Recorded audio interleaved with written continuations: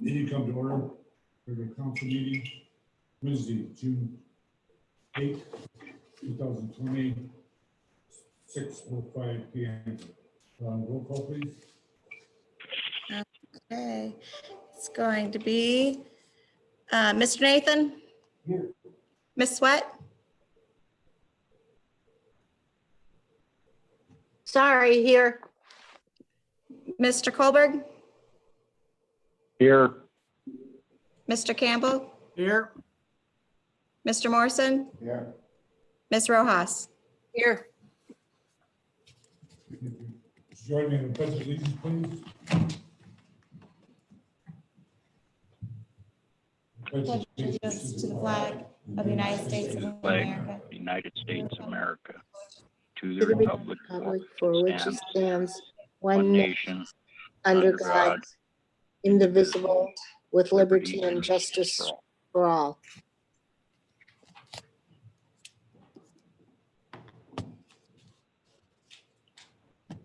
Excuse absence. We have agenda approved. Can you guys hear the mayor all right? Is it too quiet on your end? It's a little bit quiet on my end. This is Pretty Vivian. quiet. So if you could volume up. Speak louder, Mr. Mayor. Yeah, okay. Agenda approval. Make a motion to approve the agenda. Second. A second. All those in favor, Nathan? Aye. Sweat? Aye. Forward? Aye. Campbell? Aye. Morrison? Aye. Rojas? Aye. Consent agenda. Heidi, would you take that? Yes, for the consent agenda for this evening's meeting, it is the minutes of the special meeting, May 27th, 2020. I'll make a motion to accept the consent agenda for this evening. I second. Second. All in favor, Nathan? Aye. Sweat? Aye. Forward? Aye. Campbell? Aye. Morrison? Aye. Rojas? Aye. Mayoral proclamations on public presentation prior notice. Do you have any? Not this evening, Mr. Mayor. Public presentations for items not on agenda. Anybody from the public? I do not see anybody from the public at this time, Mr. Mayor. Okay. Committee and advisory board reports. Any board reports, you know? Not that I'm aware of, Mr. Mayor. Okay.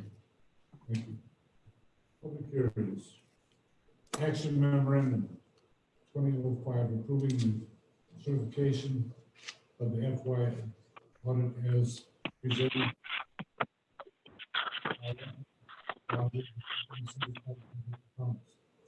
Steve, would you like to speak? Sure. Good evening. Can everybody hear me all right? Yeah. We can hear you great, Steve. It's just volume on our end that's a little iffy. Okay. Yeah, because you guys were kind of cutting out there, so I was waiting to hear my name, so I knew it was time to come on. Does everyone have a copy of the financial statement in front of them? Okay, well, we're going to make this pretty. I do, yes. Okay. We're going to make this pretty easy. We're going to start on page 1 here. This is our independent auditor's report over the financial statements for the year ended June 30th, 2019.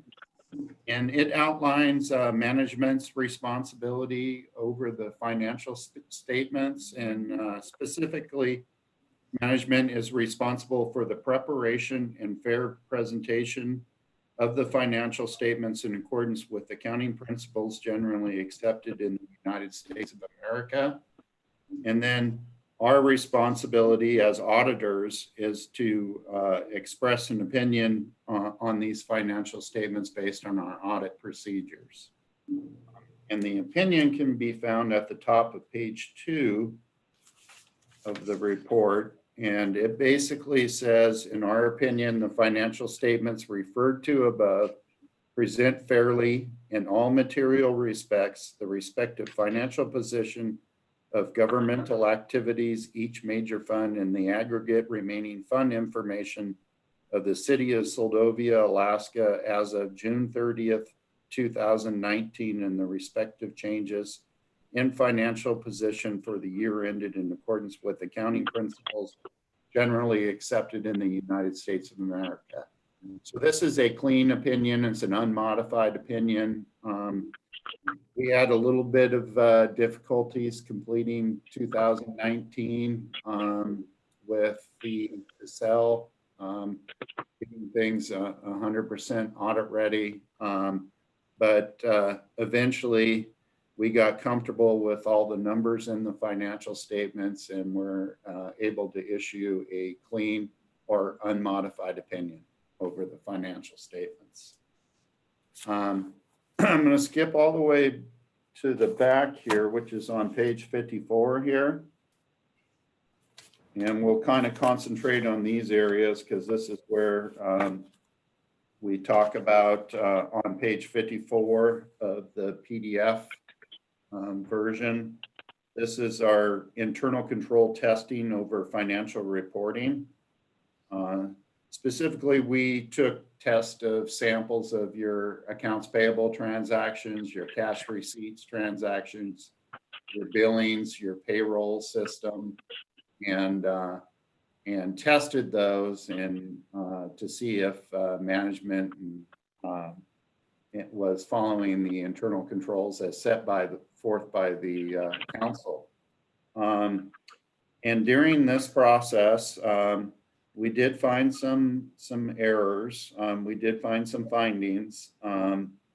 This letter goes on to explain the definition of a material weakness and also a definition of a significant deficiency.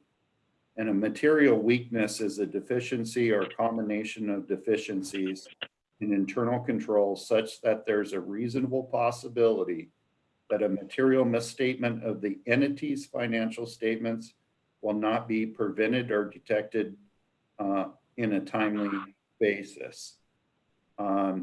A significant deficiency is basically a combination of deficiencies in internal control that's essentially less severe than a material weakness, but still important enough to merit attention to those charged with governance.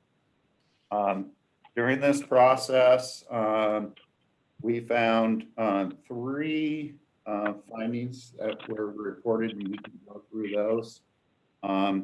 And all 3 we considered to be material weaknesses in the internal control structure. Those findings are presented on page 56 and back here. Our first finding was over the internal controls over payroll. And in the condition of this finding basically describes what the issue was. And it basically says during our testing of internal controls, this is when we pulled a payroll sample, we noted documentation of authorized wages for employees, that there were no documentation for authorized wages for employees. The wage rate schedule did not match the rate the employees were being paid, and there was no approval for the employee timesheet for the month of October.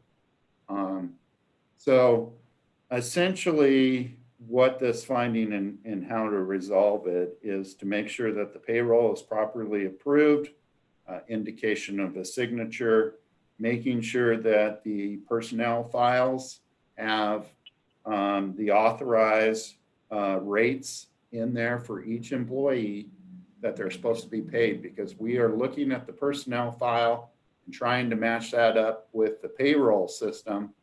And when there's discrepancies in there, they're going to result in a finding. So it's important that your personnel files are properly updated and that and that there's proper approval for every transaction. Is there any questions related to that finding?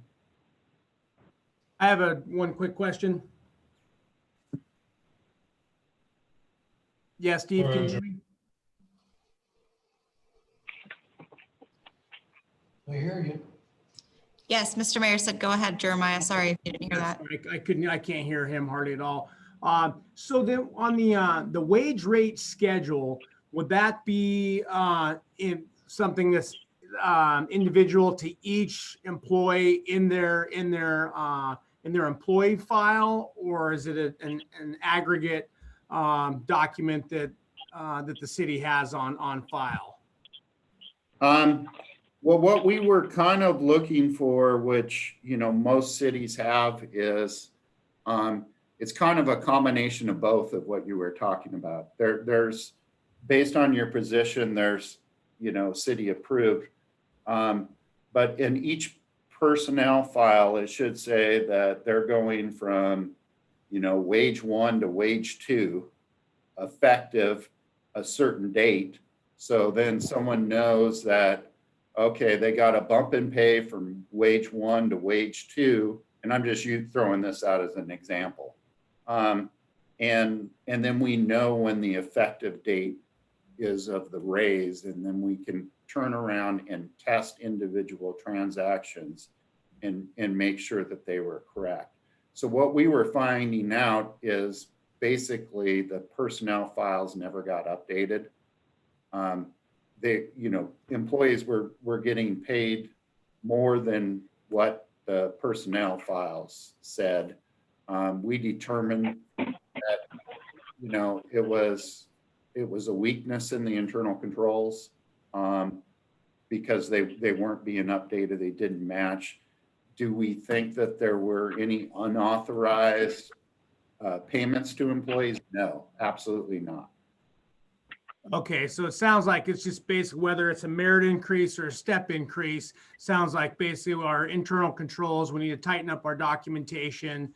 And then obviously, you know, from the finance officer and then the city manager, someone should have it on a tickler to go to review that, obviously at least annually prior to the audit or more than that. So, Yes.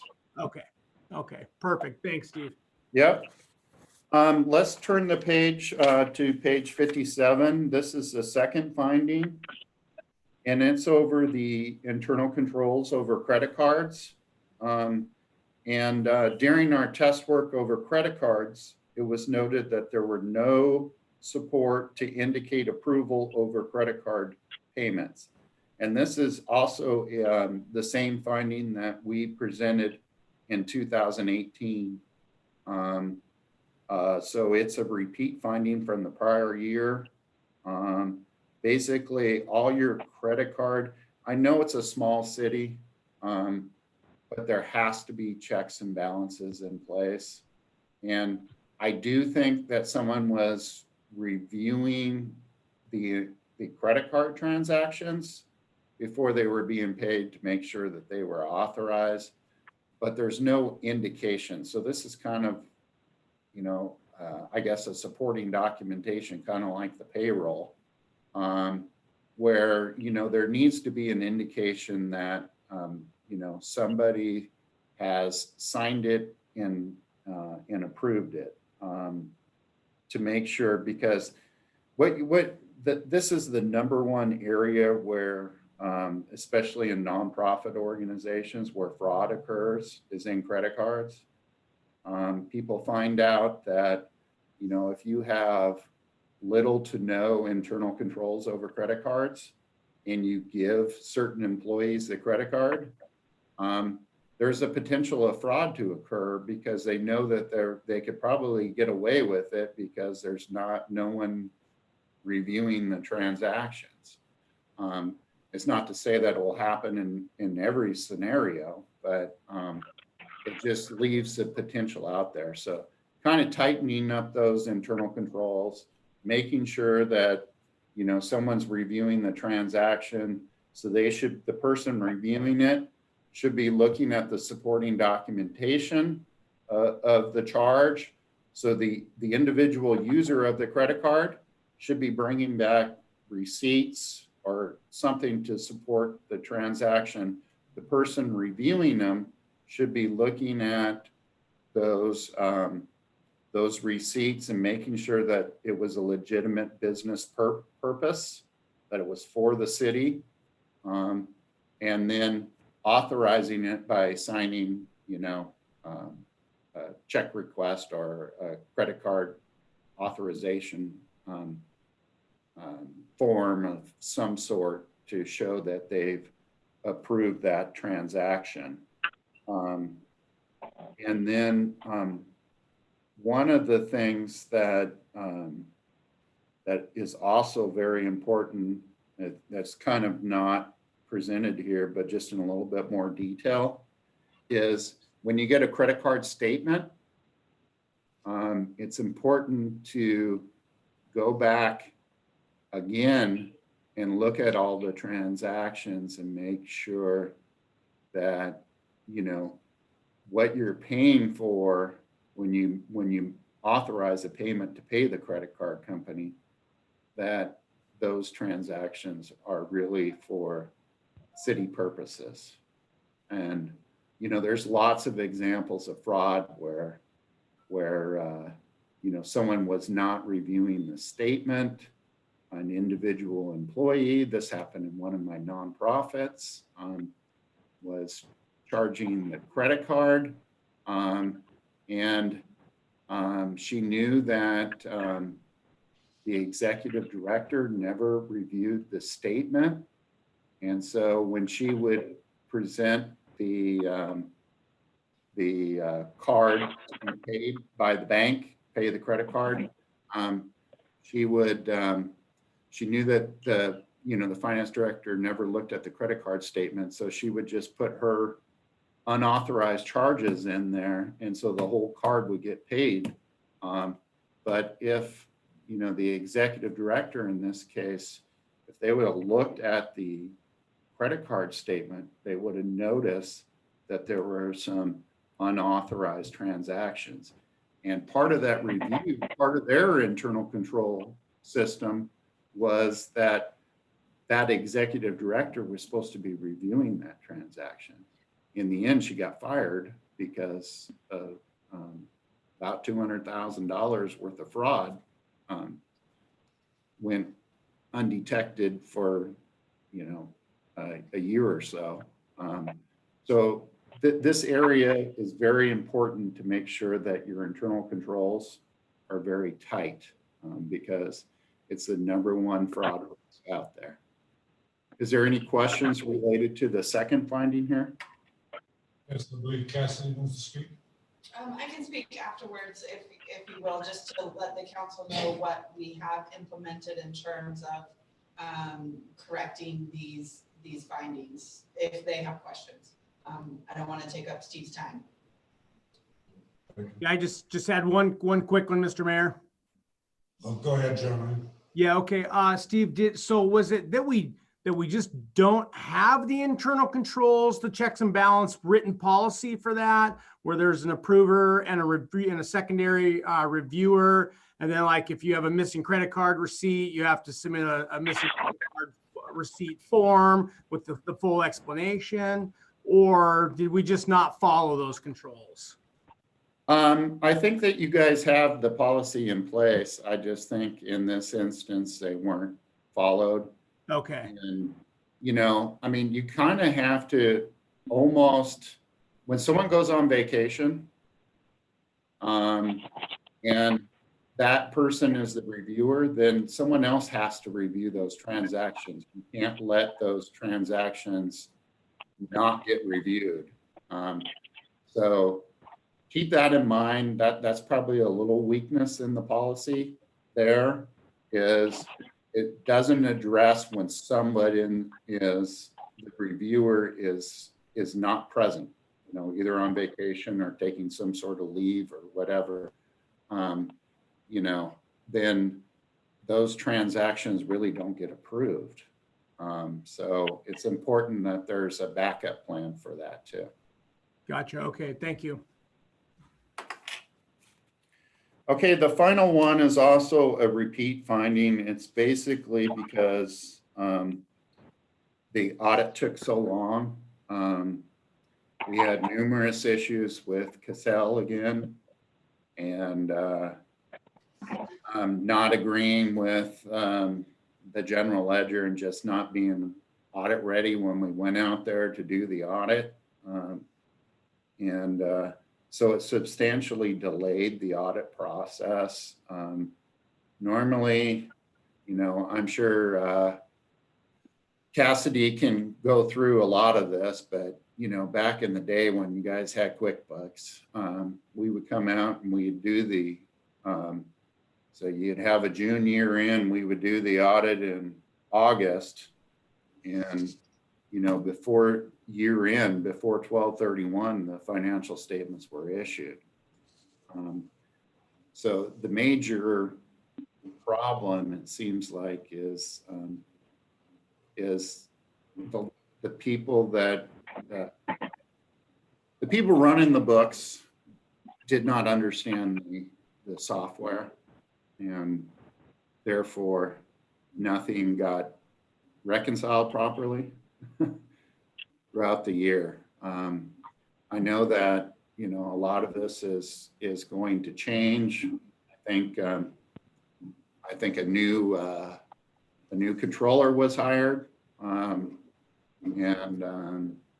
and I know that that you guys are going back to QuickBooks instead of Cassell, which will help in a smaller city too. It's just easier to use, easier to operate, easier to reconcile. So is there any questions on that? Actually, Steve, this is Vivian. Thank you for your report. And I guess for me, I'm looking at this again as a repeat from 2018. And I see that in your management response, we've got C corrective action plan. Is that included in your audit? Yes, it is. Okay. The corrective action plan, and Cassidy fills this out on behalf of the city of Seldovia, and that is presented on page 59. So the three findings we have, she develops a corrective action plan. And I believe this is what she said that she was going to kind of explain a little bit later. Okay, thank you. Mm-hmm.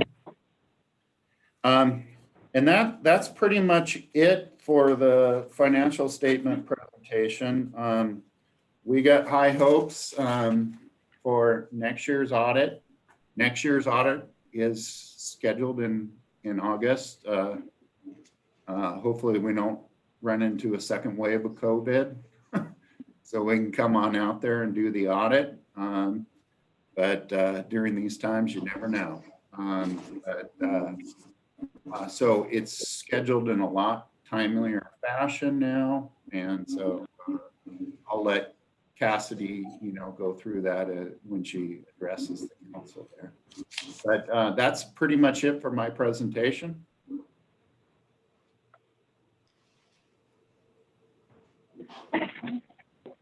Thank you, Steve. Thank you, Steve. You're welcome.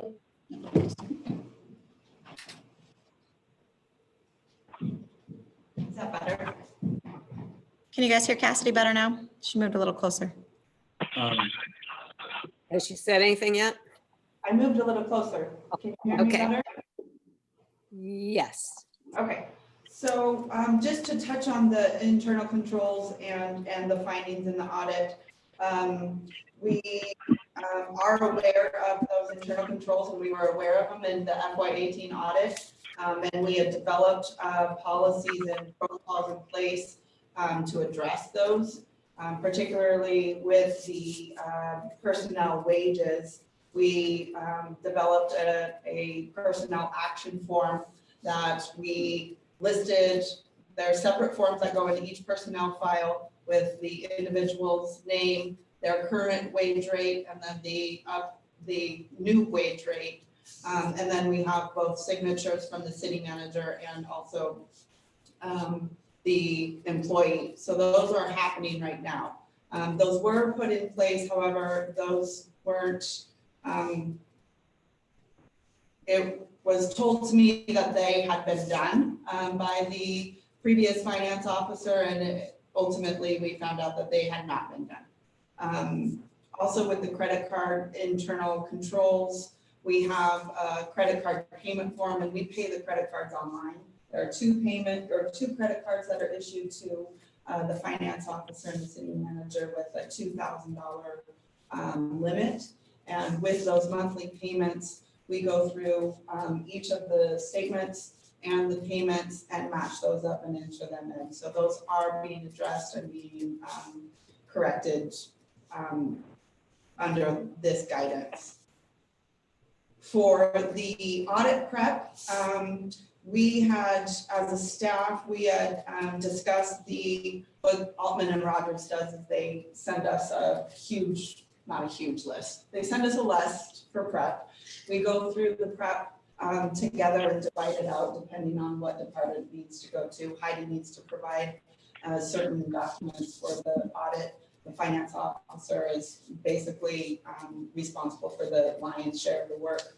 We were, after the meeting, and we have discussed it several times, we were told that everything was on board. When Steve and his team arrived, it was found that all of the test pull work, which is essentially, he gives us a list of every invoice or payment or payroll item, and we go and we pull those actual physical files and have them ready for them.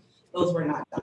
So Heidi and myself in there, and we did that for one full day, but it put the audit back and prevented it. But moving forward, we've made significant changes in our office, not just with staffing, but also our software. And we are very confident, and we feel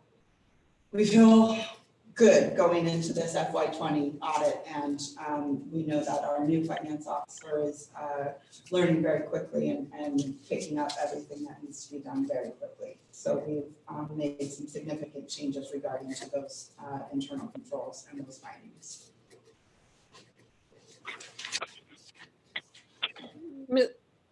Cassie, Mr. Mayor, if I may. Go ahead. Yeah, Cassidy, I kind of lost the feed that you were saying, but did you touch on, under credit cards, did you touch on, as Steve had brought to our attention, the reviewer not being, if you're on vacation, have we got that backup situation happening? To sign off if you're gone or whoever the other second person is gone, that we have that control? Yeah, so it'll be either between the finance officer and the clerk during that time. And what we need to do is officially put it in a formal format for our internal controls, but that will be it. The tricky part is to organizations that are so small as ours, we can't separate those controls very broadly. So oftentimes you have the same person or the combination of people interacting with a financial transaction several times over, and that really is not that's not ideal for internal controls. But between the three of us, we are able to divide the duties and separate those pieces to make sure that the checks and balances are happening. Okay, thank you.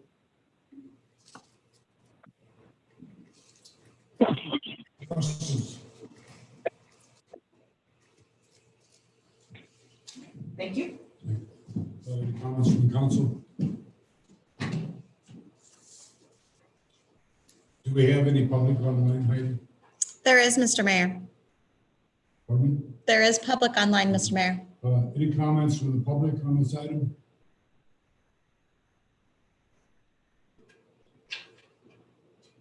Hearing none, closing public comment. What are your wishes, council? Do we need a motion on this? Yes, we do.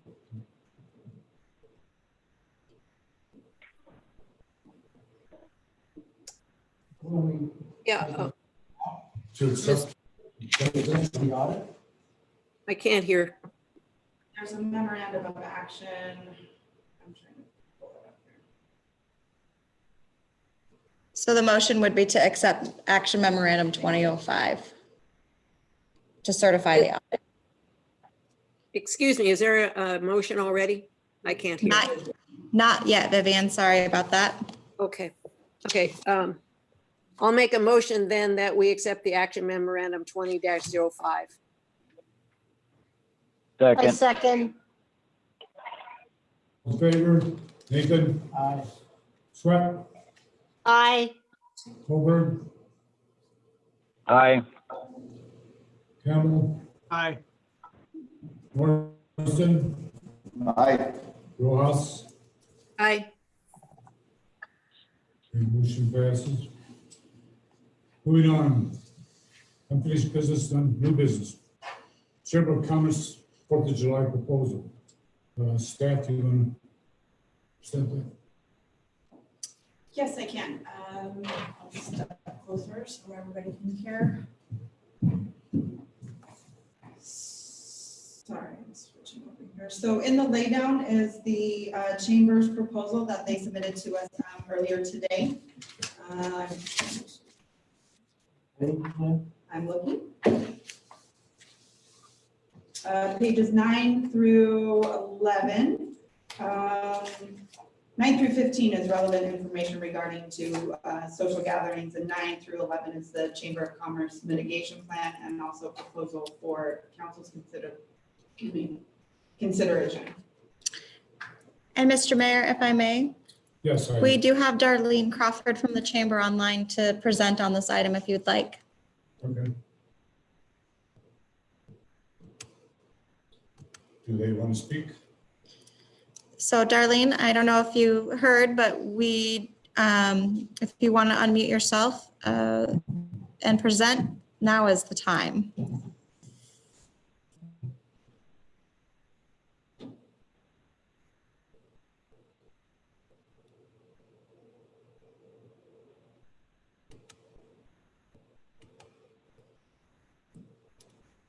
Hello, Darlene, are you there and able to present this evening? Yes, I'm just was able to unmute it. Okay. Then I sent you that letter, Heidi, and then this afternoon I spent from 2 o'clock till 3 o'clock with 69 other people on a webinar with the state on gatherings under COVID. And they had a lot of good ideas there. It was people from a lot of different towns who are wanting to do things. And so I have a lot more items, a lot more things that we know to do. I can quickly say a few if you'd like to hear. They talk about creating one-way traffic patterns, disinfecting handles on porta potties and that kind of thing. Being sure to wear masks and gloves. And eye protection is valid also if people are coughing around you. And let them know when they come for compliance and what expectations you have and why you are doing it. Also, they're asking if anyone's ill that we have contact tracing so they would know who to contact if someone catches something from someone.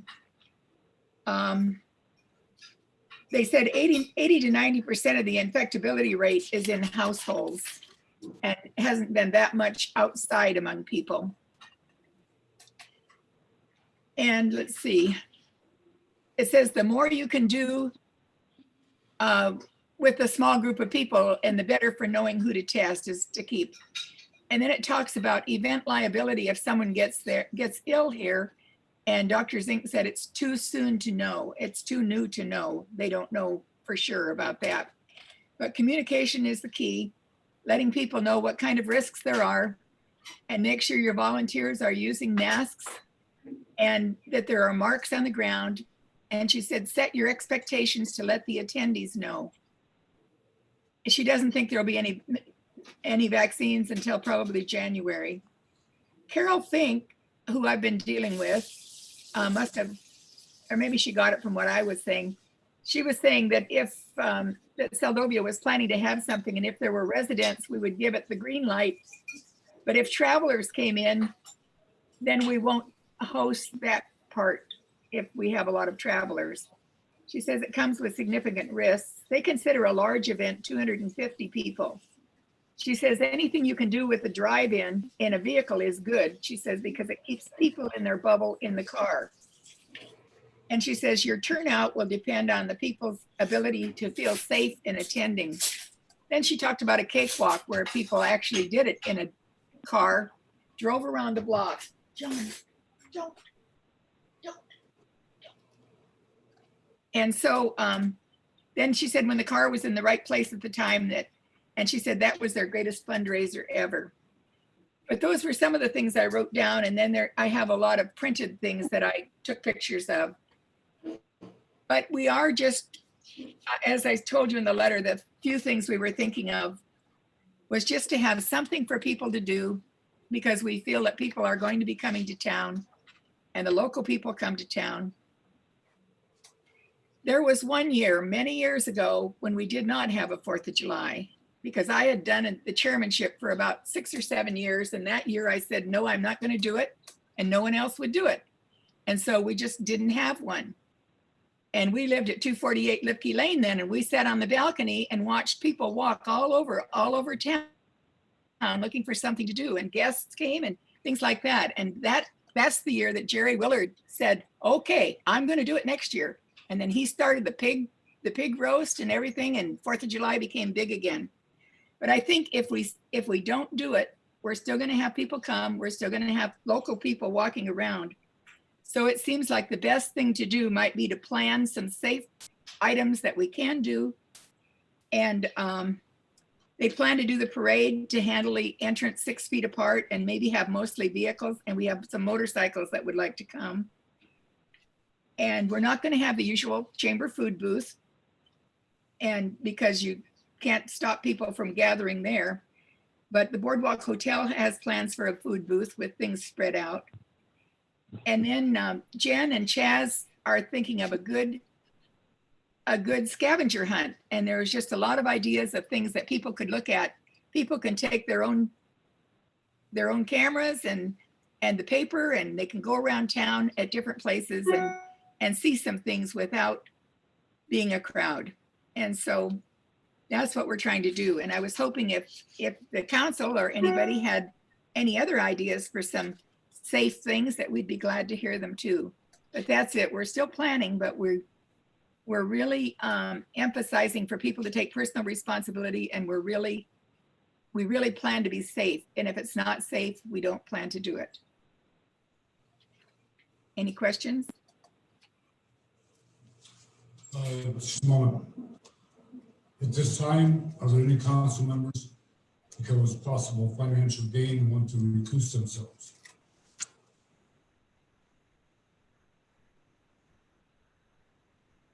Was that a question? Well, yeah, I couldn't hear the question either. Council, You might have to speak up a little more, Mr. Mayor. pardon me? Might have to speak up a little more. Okay. Are there any council members that want to recuse themselves at this point due to financial gain on the 4th of July? So can we participate in the discussion and just not the vote? I couldn't understand. He wants to know if he can participate in the discussion. Yes. Yeah, on the discussion, yes. All right, yeah, I already know where this is going, so I'll recuse myself from the vote.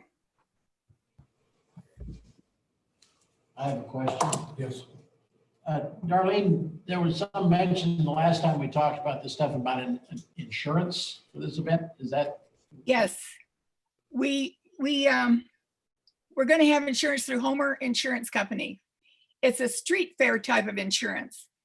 And if we decide to have a rowboat race or a kayak race, she was going to get me a different fee.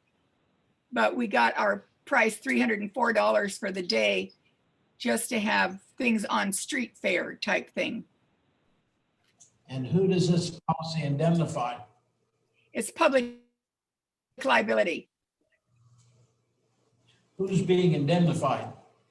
Well, the chamber was buying it. Maybe we could put the city on with a rider or something too. I don't know. Okay.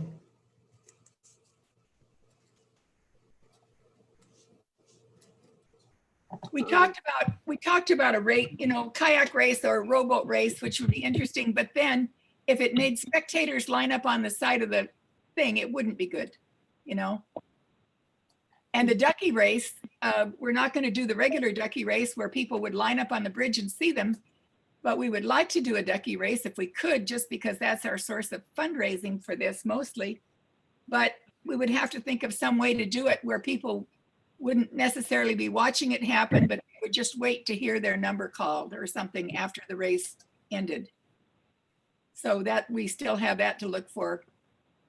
And we're still thinking of that. But we won't be doing it where spectators will gather. Because that's the idea, is to keep people apart. Mr. Mayor? Go ahead.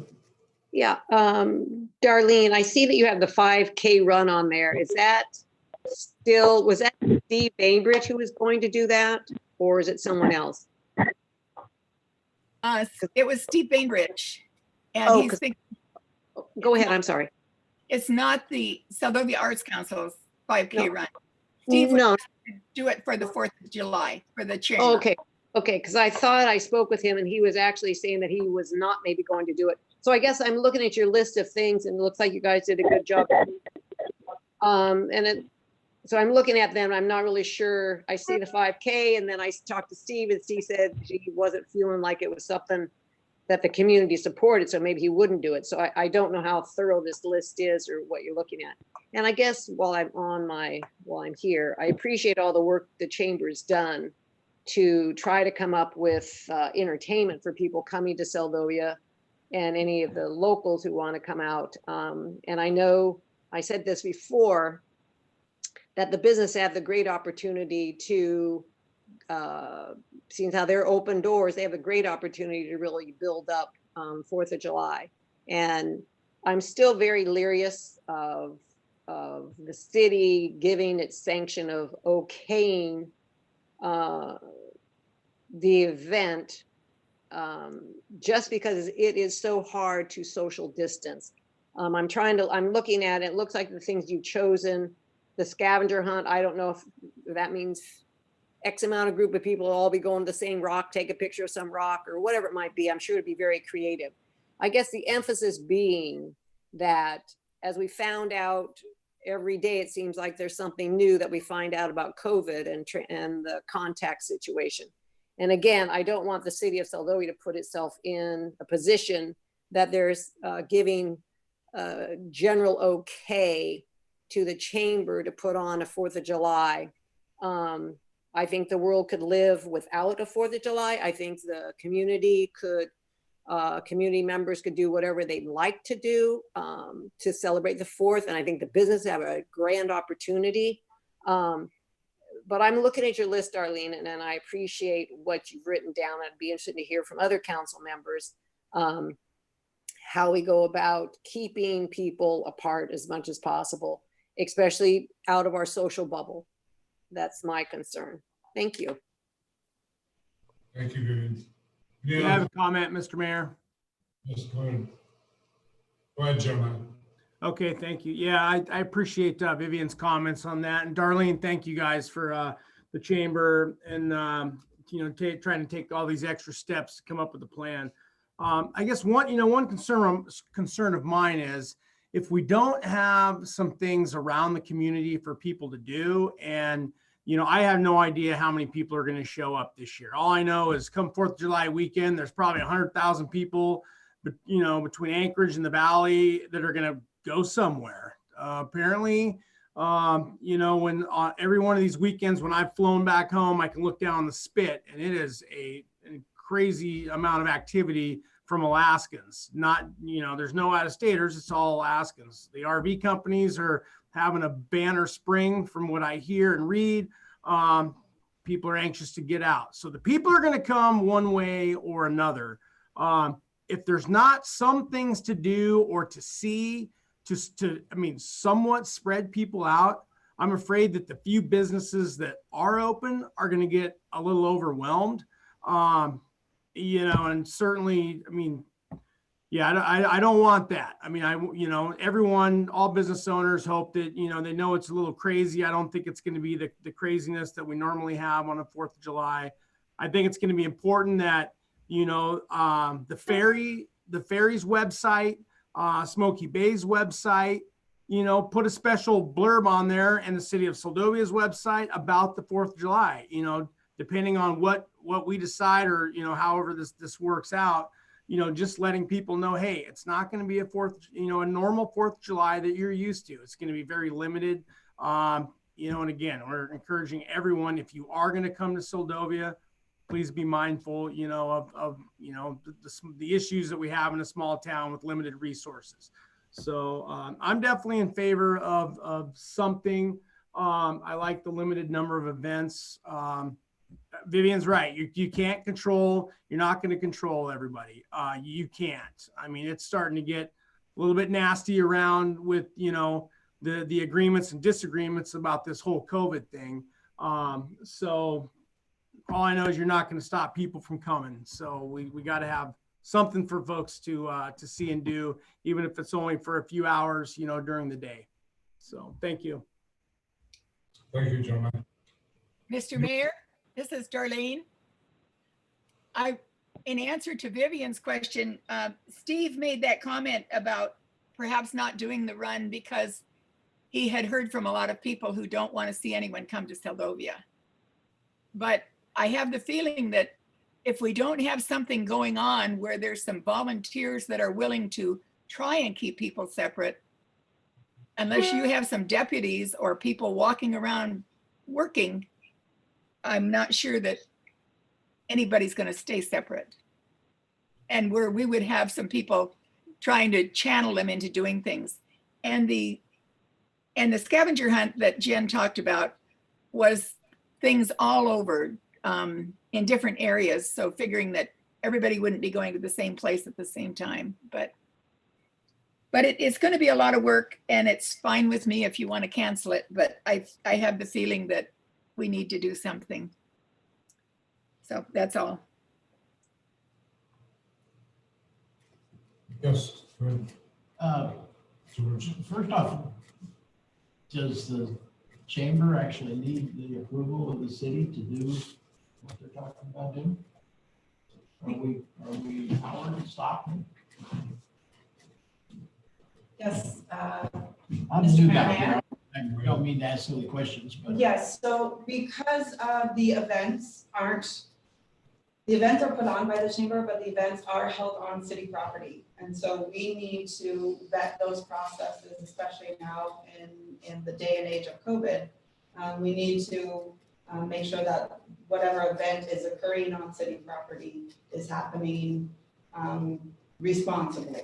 That is really where our concern lies in when it comes to events. And because we don't have a permitting process like many other municipalities where there's event permits, there's a process in place, there's a chamber, an entity that wants to have an event, puts in their proposal with specifics, details of their event. We've asked the chamber to present a proposal of what they would be doing on our city properties and making sure that they're following social distancing, what their mitigation plan is and what their safety plans are as it pertains to COVID. Well, in view of what Vivian has said and Jeremiah as well, people are going to show up here no matter what. I think we're kind of beating the dead horse here by trying to determine how we're going to keep people separated. For one thing, I mean, you're not. And you got the bar and a couple of restaurants down the road that are certainly not exercising any social distance. I mean, we're going to see the kind of interaction you're trying to prevent no matter what we do. I think maybe we should just buckle up, put our big boy pants on and buy the insurance and do something that's safe that we can make it. And but as Well, far as we don't trying have to trying make it safe. The chamber needs to provide those mitigation measures to make it safe. and how in the world are you going to do that? That's our question. That's our question. And it's hard. And these are challenging times. And we're not the only communities that are having these discussions and having these back and forth, because we do understand that social interaction is very necessary just for human life, and it's important. However, on the other side of the coin is, what types of behaviors and what types of activities will put the entire community at risk? It's a challenge. I have some specific questions for Darlene, if I may, Mr. Mayor. Go ahead. Darlene, can you hear me? Yes, I can. I have several questions. Do you want to go one by one? Yes, that's fine. Okay, so I guess when looking at your letter, specifically with the fish pond for the kids, when kids are waiting to go into your fish pond, make sure that the kids are separated and socially distancing, because as we all know, it's hard to have kids not be mingling together. And so do you have anything in place to kind of keep them occupied? Are you scheduling them so then in between people or kids, you'll clean the equipment or something, or sanitize it based on the recommendations from that social gatherings document? Yes, that was the idea, in that we would try to have the kids come and kind of scheduled. And then the person that's in charge there would be cleaning their little fish pond or their little fish pole in between, handing it from one kid to another. Someone would be in behind hooking some prizes onto the line. They would pull it out and then they'd go back with their parents and leave. It wouldn't be a just stand around thing. Okay, perfect. And then what will you touched on when you attended the meeting earlier today, you touched on the contact tracing log. How are you going to propose to do that when people are just kind of milling around everywhere? Is it just based on what activities they're engaging in, and you'll take their name and keep a log? I think that's about the only way we can do it, except that we're going to have someone in charge of each one of these activities. And like at the 5K run, Steve and his volunteers would have that. The tribe would have the parade. And then we'd have Jen and Chaz would have the scavenger hunt, who is doing that. But then once those people go out into the countryside, we don't know who they're talking with or touching. But Right. hopefully we're going to have mostly local people doing things. But I know we're going to have some guests because people come back for the 4th. So that leads me to my next question. Will you be advertising? I know you can advertise local, but how will you do advertising, and how will that message of your expectations be? Will that be included in the advertising? Yes, they said it was very important to make your wishes known. And they said communication is the key, and what kind of risks there were, that it comes with significant risks, and that we expect people when they come to maintain social distancing and to wear masks. And the tribe has a bunch of masks from Hanes Company that they said looks like Hanes shorts or something. They have 400 or 500 of them, but you can paint them and things there. You can tie dye them or paint them, and they dry real fast. And so we were thinking of having a contest or giving everybody a mask. Then they would fix their mask and they would wear it. And then after they wore it for a long time, somebody would win a prize for the best mask or something. So that would be one of the items. But we're just going to try and get people to wear masks when there's a lot of people in town not wearing masks. And I know it's difficult, but they said to have a lot of signs up. And I think at every event, there would be signs saying what the expectations were. And really, if people weren't going to do the expectations, then maybe they could take a walk and go to the beach or go someplace else and not take part in the event. So I don't know, it's going to be tough, but we want to stay safe, and we especially don't want someone from out of town bringing it in. And Dr. Zink said, you don't want to be the person in the news a couple days later where 30 people caught COVID at your event. And that's for sure, we don't. Yeah, and I think that is a worry in the back of our head of how that's going to look on Seldovia if we do become that hotspot or outbreak point, how we will manage that with our resources and infrastructure. But again, what is that going to look like for the public when it's in the news and not a very good look for us. So that is very important to think about. My other question is, do you have a plan for participants in your events if they become symptomatic and they don't necessarily, they're just a day tripper? Do you have a place to isolate them, and how will you go about doing that? And then again, the transportation back over without Smoky Bay taking COVID-19 symptomatic people, how do you have a plan for that? Well, we're working on that plan, and they would end up having to be a medevac probably by boat, since Smoky Bay doesn't want to take people, but to take them to Homer or someplace where there is a doctor. On that day, the Tribe Clinic is going to be closed on the 4th here in town. But the other alternative is we could cancel the 4th of July celebration and then just on the side have some events for locals to do without, I don't know, inviting a whole bunch of people in. We don't plan to really advertise and invite a lot of people in, but we were just trying to do something because we think people are going to come, whether we invite them or not, because they always come and they enjoy being here. But we want everyone to be safe.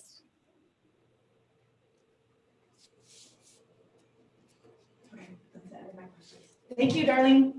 Okay. Mr. Mayor, I have a question for Darlene. Go ahead, Vivian. Hey, yeah, Darlene, I'm not sure if I missed this or not.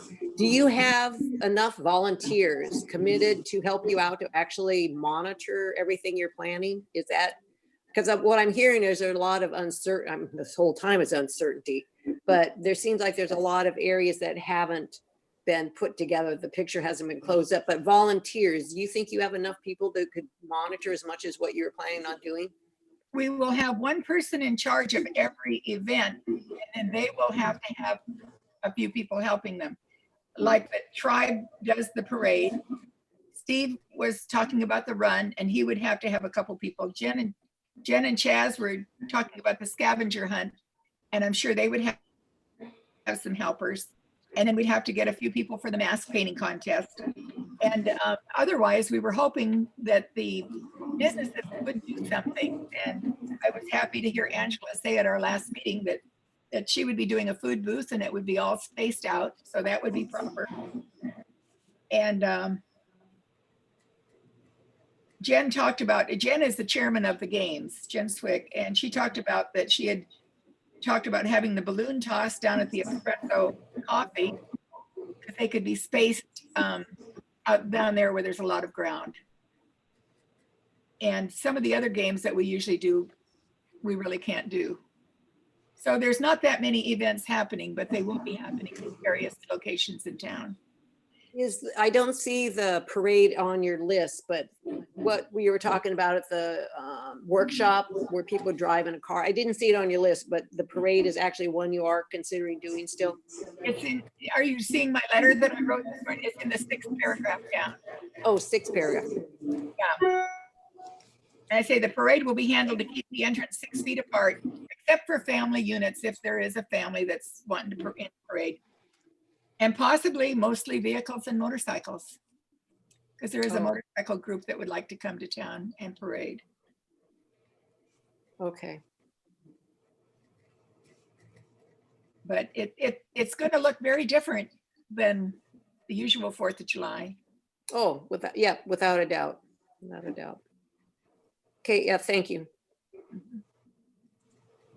Yeah, Mr. Mayor, I'd like to make one more comment. Go ahead, Jeremiah. Yeah, I mean, I just, again, Darlene, thanks for your patience on this. Trying to hold it together here because there's a lot of parts of this conversation that I'm starting to get real bothered with. But number one, I mean, we can only, I mean, this is what's, we just had mass protests all over this country, many of them sanctioned, tens of thousands of people sanctioned and praised by lawmakers and people all over the country. Not a whole lot of social distancing going on at those. Now I got to think about this here for just 1 second. I don't expect that, given the circumstances of this, I don't expect that anyone from the chamber, any private business, anybody that's got people coming into their establishment are going to be the COVID police, period. If the chief wants to be the COVID police and has authority to do it, he can do it. I'm not going to be the COVID police. There's already people that basically will just come up and tell you to piss it off if you're going to tell them wear a mask or you start telling them your feelings about the COVID. So all you can do is get the message out there, be very clear on it, communicate it, and hope for the best. That's all you can do. And that's all I expect out of any event or even any normal day in Soldovia. I mean, you see it some nights, the bar, the restaurant, people having barbecues, people are going to congregate. It's summertime. You're not going to stop them. People have made a change in their life. A lot of people, are taking steps. You notice when people are having conversations, they're not necessarily in your face. They're back. I mean, they're subconsciously, I think a lot of people have gotten the message. They understand it. But when you have a lot of people in close proximity, meaning they're all in a limited or given space, it's inevitable that people are going to start taking photos and looking at it. Hey, look what's not happening here. Well, yeah, it's going to happen. You're not going to get your social distancing. It's just the way it is. So I think we're just, again, I'm fine with, allowing some 4th of July to go forward in a limited capacity. Again, hoping for the best. I'm done living in fear. I mean, you can't control. If someone gets it in Soldovia, they get it. They're going to get it. No one's going to be able to convince me where it came from or how they got it. The Tustamina thing is a prime example of that. We will not know any of that. And the rumor mills that already started with the whole contact tracing on that thing are completely ridiculous, but that's a whole nother conversation. So we'll see how all this shakes out, but that's my 2 cents. Thanks. Yes. Jeremiah, thank you for your comments, and I realize that this is a multifaceted issue. And I don't think that anybody is trying to be the COVID police. I think what I'm trying to do is make sure that any event that does happen is occurring in at least the most safest manner that we can do, so that we can prevent the virus from spreading all over our town and then essentially shutting down operations. Darlene had mentioned that if somebody came down with symptoms and they needed to be medevaced, well, our EMS team that needs to conduct that medevac just got taken out of the routine. And if somebody has a heart attack down the road, we don't have any EMS responders. So it's that type of thing that I have the concern about. I do believe that people need to have personal responsibility and do the right thing. Do all the people do that? No. Do all the people even know they have COVID? No. So increasing the risk of an exposure here is concerning, not just for the health and safety and well-being of our community, but the impacts that it will have. When you bring up the ferry is now not having any sailings because now they're short their crew, and they don't have any crew to operate a regular schedule at this point. And so it's those repercussions that I'm trying to make sure that things are occurring in a safe manner. At least there's protocols in place so we can say, yes, we did try to prevent it. Yes, we did try to have hand sanitizing stations. Yes, we did try to social distance people. Will people get it? Yes. Is it coming here? Yes. How are we going to manage it? That's what I'm worried about. And that's where my concern comes from. Thank you, Mr. Mayor. Yeah, Mr. Mayor, just a quick follow-up. Yeah, go ahead, Chairman. Yeah, no, I get it. I get where you're coming from, Cassidy. I totally do. But there, I mean, there's only so many things we can control. I appreciate the position you're in and what you have to do and your responsibility as the city manager to try to mitigate this. But this is, I mean, this thing is interesting. The whole COVID thing is extremely interesting in the way that it is spread and the way that it is not spread, and the amount of, you know, limited information that even scientists still have, let alone all the armchair scientists that, you know, are in every household. So, no, I mean, I'm not trying to be confrontational or anything about that, but there's so many unknowns about this thing that it's impossible to mitigate every circumstance. I think what you do is you present your plan, you try your best, you hope people take their self-responsibility and follow the guidelines as best as possible. I mean, I don't always do it. I'll admit it. It's hard. I mean, it's hard when you get in social situations. And I don't think there's a person in here, you know, in the room or on the phone that could, you know, say otherwise, unless you never came out of your plastic bubble. It's a tough deal to manage. So, I mean, yeah, it gets me passionate and I get all spun up about it, but, yeah, so I'll just leave it there. Thank you. Thank you. Any other comments, Council? Mr. Mayor? Yes, go ahead. Yeah, I kind of agree with Jeremiah. We're letting the unknown really control us. Everybody says the people are going to come here, and they are going to come here.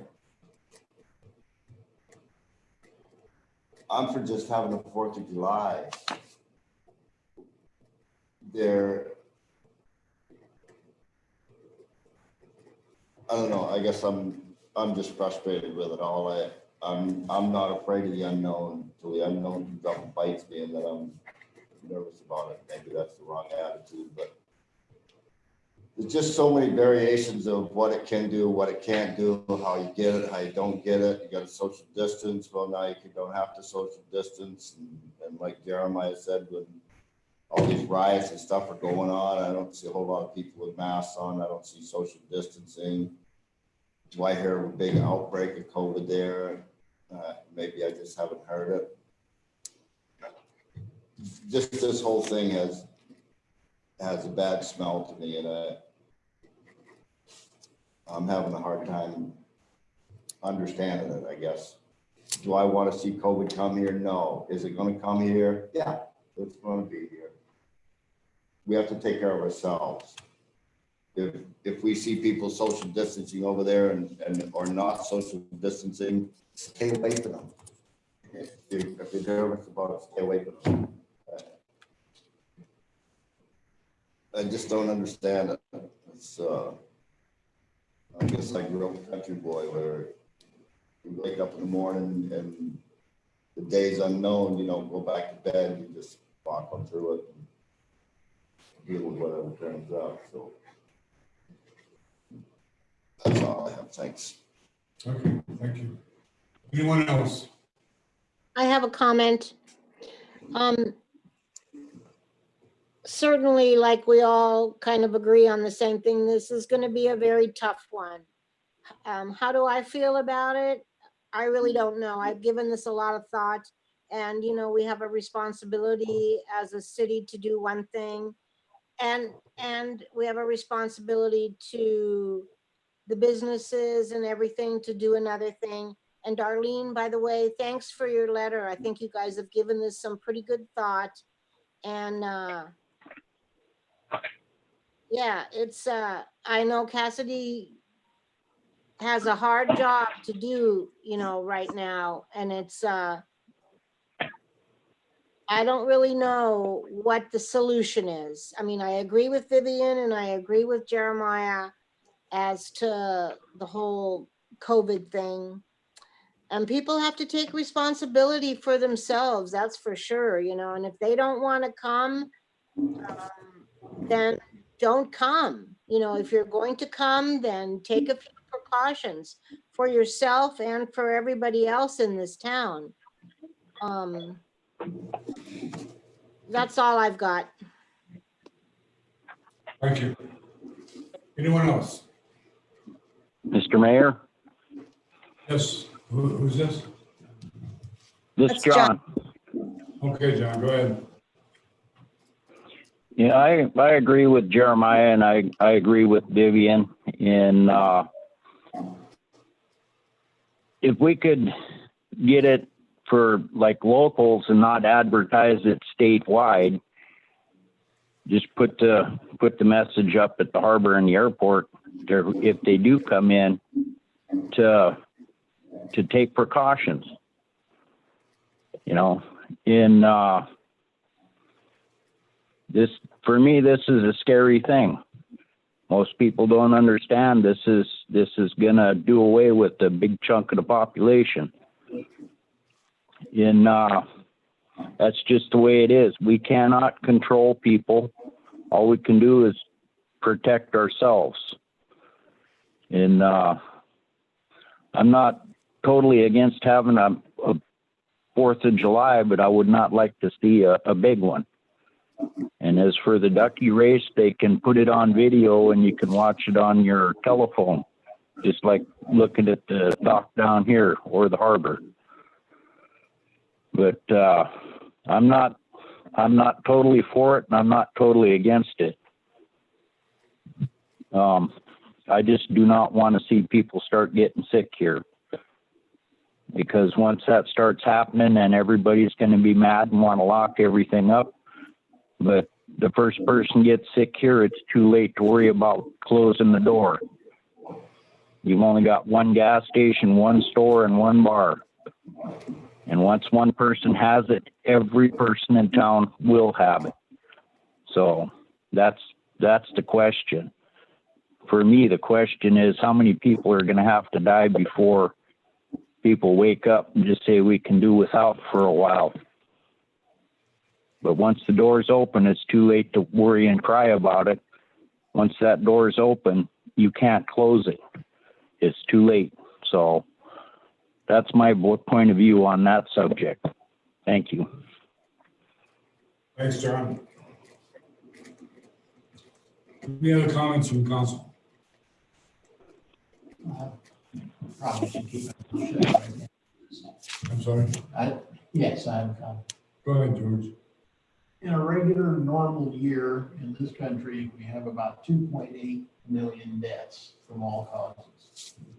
We've had about 100,000 from COVID. I think we need to look at this in a little better context. So, I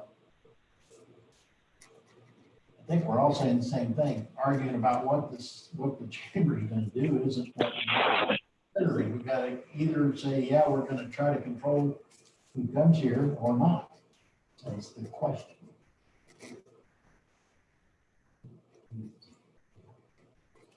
Thank you. If there's no other comments, we'll go to the public for comments. Anyone from the public have comment on this issue?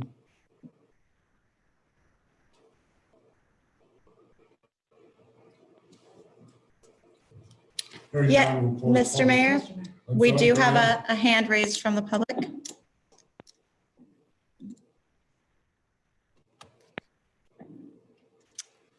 Go ahead, Amy, you are on the line.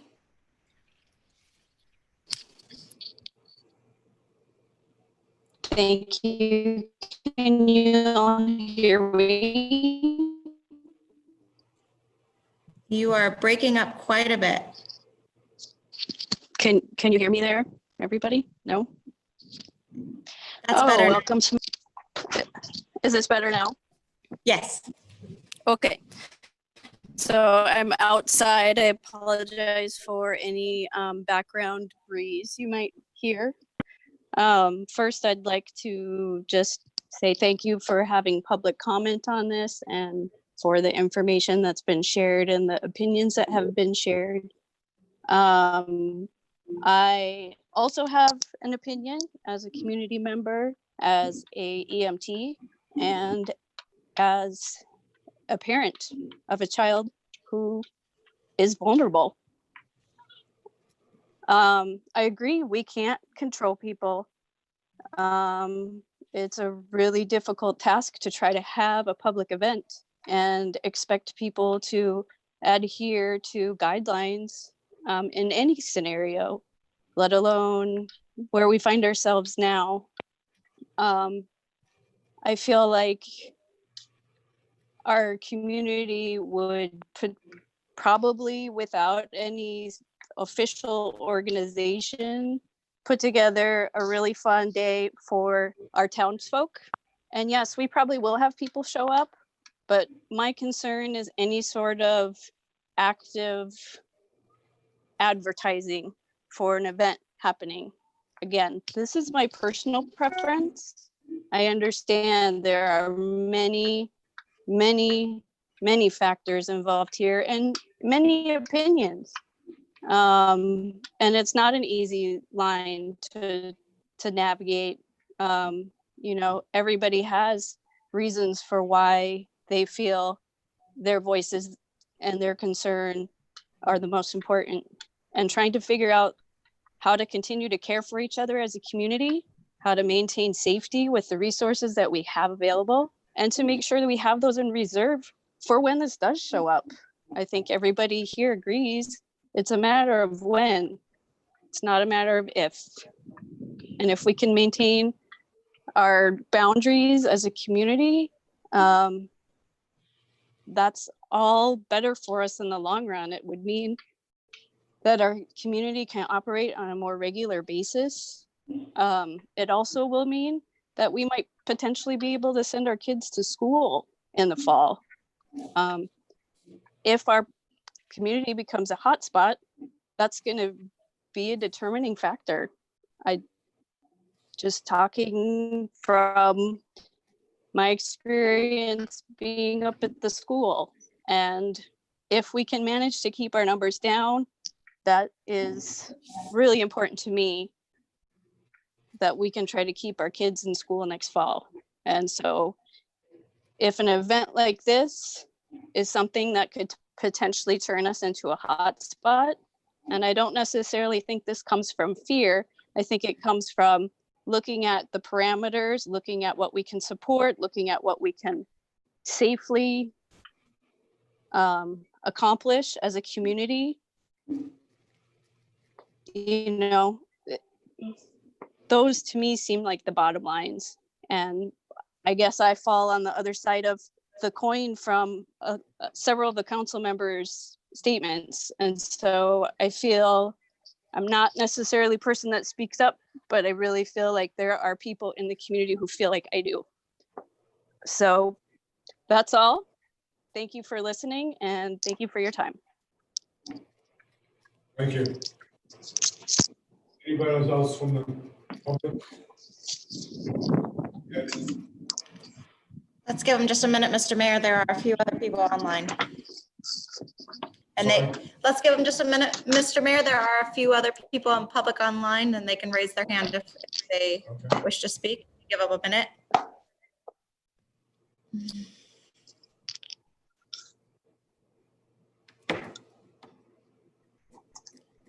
I'm not seeing any further hands being raised, Mayor. Okay, thank you. Closing public comment. Council, what do you wish? So before we vote, anybody else want to recuse themselves?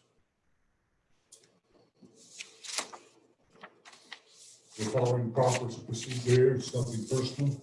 If you have a business, I suggest you recuse yourself. I guess I'll recuse myself. Okay, thank you. And Jeremiah has,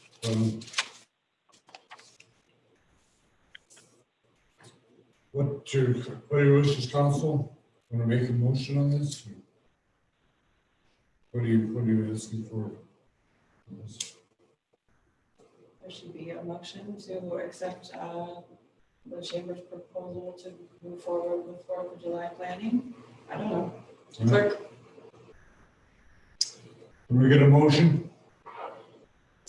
If the council can't hear on the video feed, the question on the table is if there can be a motion to accept the chamber proposal.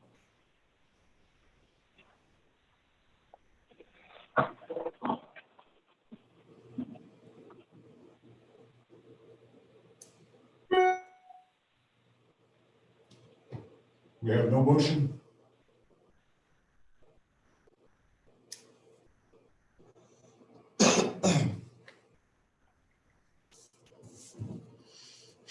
Motion fails.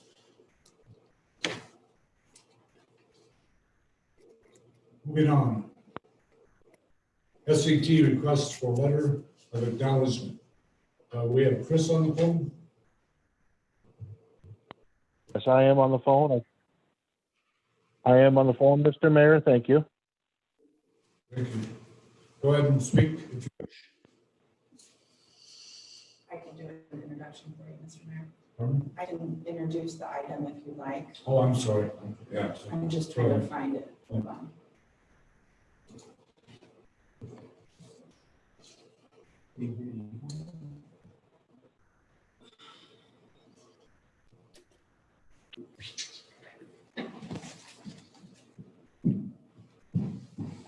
All right, thank you, Mr. Mayor. So in May, just a few weeks ago, I received a request from SVT to include portions of our harbor facility, part of the main float that they moor their Fastberry on and the gangway, to identify that piece of our infrastructure into the National Tribal Transportation Facility Inventory, which is a federal program that tracks access routes to tribal areas and provides some funding that typically the city of Seldovia would not have access to.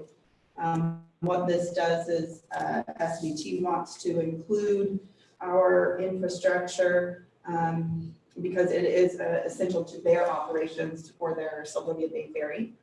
And I've reached out to our attorney, and there's a memorandum of their, just their response and attorney-client response on page 16 of your laydown. And also Chris Tribadou, did I say that right? Tribadou? Yeah, Robidoo. Is the president of the firm that is managing this request and taking care of this inventory request for SVT, and he is on the line to give a little bit of background and also answer any questions to the city of Seldovia City Council. I do want to highlight that this does not relinquish any property ownership, any maintenance ownership, any responsibility or anything from the city. It does not give SVT any of those, any form of ownership over our facilities. It just lists it in an inventory database that makes projects that are related to transportation funded for by different agencies that we want to be privy to. So they cannot pursue project funding for that piece of infrastructure without the city's permission. So it definitely is a cooperative agreement, but it's also something that helps both the tribe and the city when it comes to maintaining and upgrading their infrastructure. So Chris, if you want to give a little bit of background, I think the council would appreciate that. Excellent. I appreciate the introduction. Mr. Mayor and council members, it's an honor to be on the phone with you today and part of the meeting. To give a little background information on this agreement, basically it's a letter of acknowledgement from the city allowing the tribe to put this facility, and it's a couple of the dock facilities, where the ferry is operated, into an additional inventory system. As stated already, it has no negative impacts for the city whatsoever. It does not change jurisdiction, ownership, maintenance responsibility. It does not authorize or provide any direct authorization for the tribe to do anything to the dock without the city's complete buy-in and recognition. What it does do is it puts this facility into a couple of different federal programs and makes it eligible for some additional funding sources that the city currently does not have access to. A good example, natural disaster, emergency relief funding, ERFO funding, things like that. If this is put on the tribal inventory, it will allow the tribe to apply for funding and federal match funding should something happen. We represent tribes across the United States and working through this process. We have no political component in getting this approved or not approved. We're more of a technical representative on this with the Federal Highway Administration and Bureau of Indian Affairs. And in this case, we're representing the tribe. This is a pretty straightforward document. Hopefully it gets approved. And what will happen if this does get approved is a tribe will be able to put it into their inventory. They will then be allowed to spend tribal transportation program funding, which is funded through the highway bill every year. There's a specific set aside for tribes in that highway bill. And it'll allow them to provide funding to support the project should they choose. It's important to note it does not generate any funding for the tribe whatsoever. It just gives them the flexibility to spend money on it in the future for improvements, maintenance. If they choose to spend money on this type of project, of course, it has to be 100% coordinated through the city in order to allow anything to happen, because you still maintain 100% jurisdiction and responsibility over the facility. Are there any questions that I may answer? Mr. Mayor, if I may? Go ahead. Thank you for your presentation. Just for clarification, it sounds like for Seldovia Village Tribe, it would allow them to get federal funding on various projects other than if anything were to happen with the city pier, which is in the harbor, the ramp, or the dock float, if there are monies that happen in a disaster of some form. Otherwise, mainly, this helps SVT get grants for any and all other projects that are listed on that form that we had sent to us. Is that how this works? If I may, no. The city or the tribe does not benefit in any way, shape, or form from putting this route on the system. This does not generate additional funding for them in their funding formula. All it allows them to do for your specific facility is if something happens to it, they're able to apply for additional funding. If they choose to, they have the ability to spend some of their tribal shares from this program on maintenance and continued improvement of this facility, should it be needed and should they choose to do so. But it does not benefit them in any way to get this added to their inventory. It's more of a coordination effort with the city to allow additional funding to come into that facility. It does not, again, calculate any funding for them in any other way to be spent on any other project. Okay, so if and when, if necessary, the funds would be available for SVT to work in partnership with the city of Seldovia, is what you're saying? Absolutely. I'll give you a perfect example here in Washington State, because it's one of the most recent instances when this was a benefit for the other jurisdiction. The Oso mudslide occurred here in Washington a few years back with the tribe of Stillaguamish having one of the state roads in the inventory. When this mudslide happened and covered a significant portion of the state road, the tribe was able to acquire $6 million of local match through ER and IRFO funding to provide to the state for the state route to start getting it cleared out and reconstructed. I think that the key component to know if the tribe does not have this on their inventory, they have no capability to provide any funding for it through this tribal transportation program.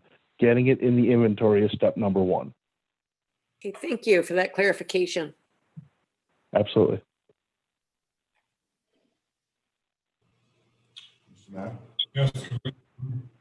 Why doesn't the SVT dock that they started to build down up the bay from us, why aren't they using that one? I just got a little history on this from actually one of the staff there that I was coordinating with, and I heard there were some engineering issues with that dock. I am not familiar with that project. I do believe they're putting that into the inventory as well, or it was historically in their inventory before we started work. So they could receive funding for that now, right? Yeah, the way the funding works in the tribal transportation program, and this is why I said that your facility would not get them any additional funding. The tribal shares program within the tribal transportation program is competitive with all the tribes across the United States, not just in Alaska, but across the entire United States. Basically, there's a formula that's run based on the tribe's inventory that provides a certain amount of funding to each tribe out there. What calculates and what matters the most in that funding formula is, one, the tribal population of the area, and two, the number of miles of the facilities in their inventory, and this is the caveat, that are tribal or BIA owned. So state roads, county roads, city roads, none of those calculate for the tribe or add to their funding formula. But in putting those types of other facilities that are owned by others, when we put it into the inventory, we put a specific ownership code on it of the entity that owns it. And in that instance, it's just allowing for future teaming on a project or to bring funding into a facility that they don't own.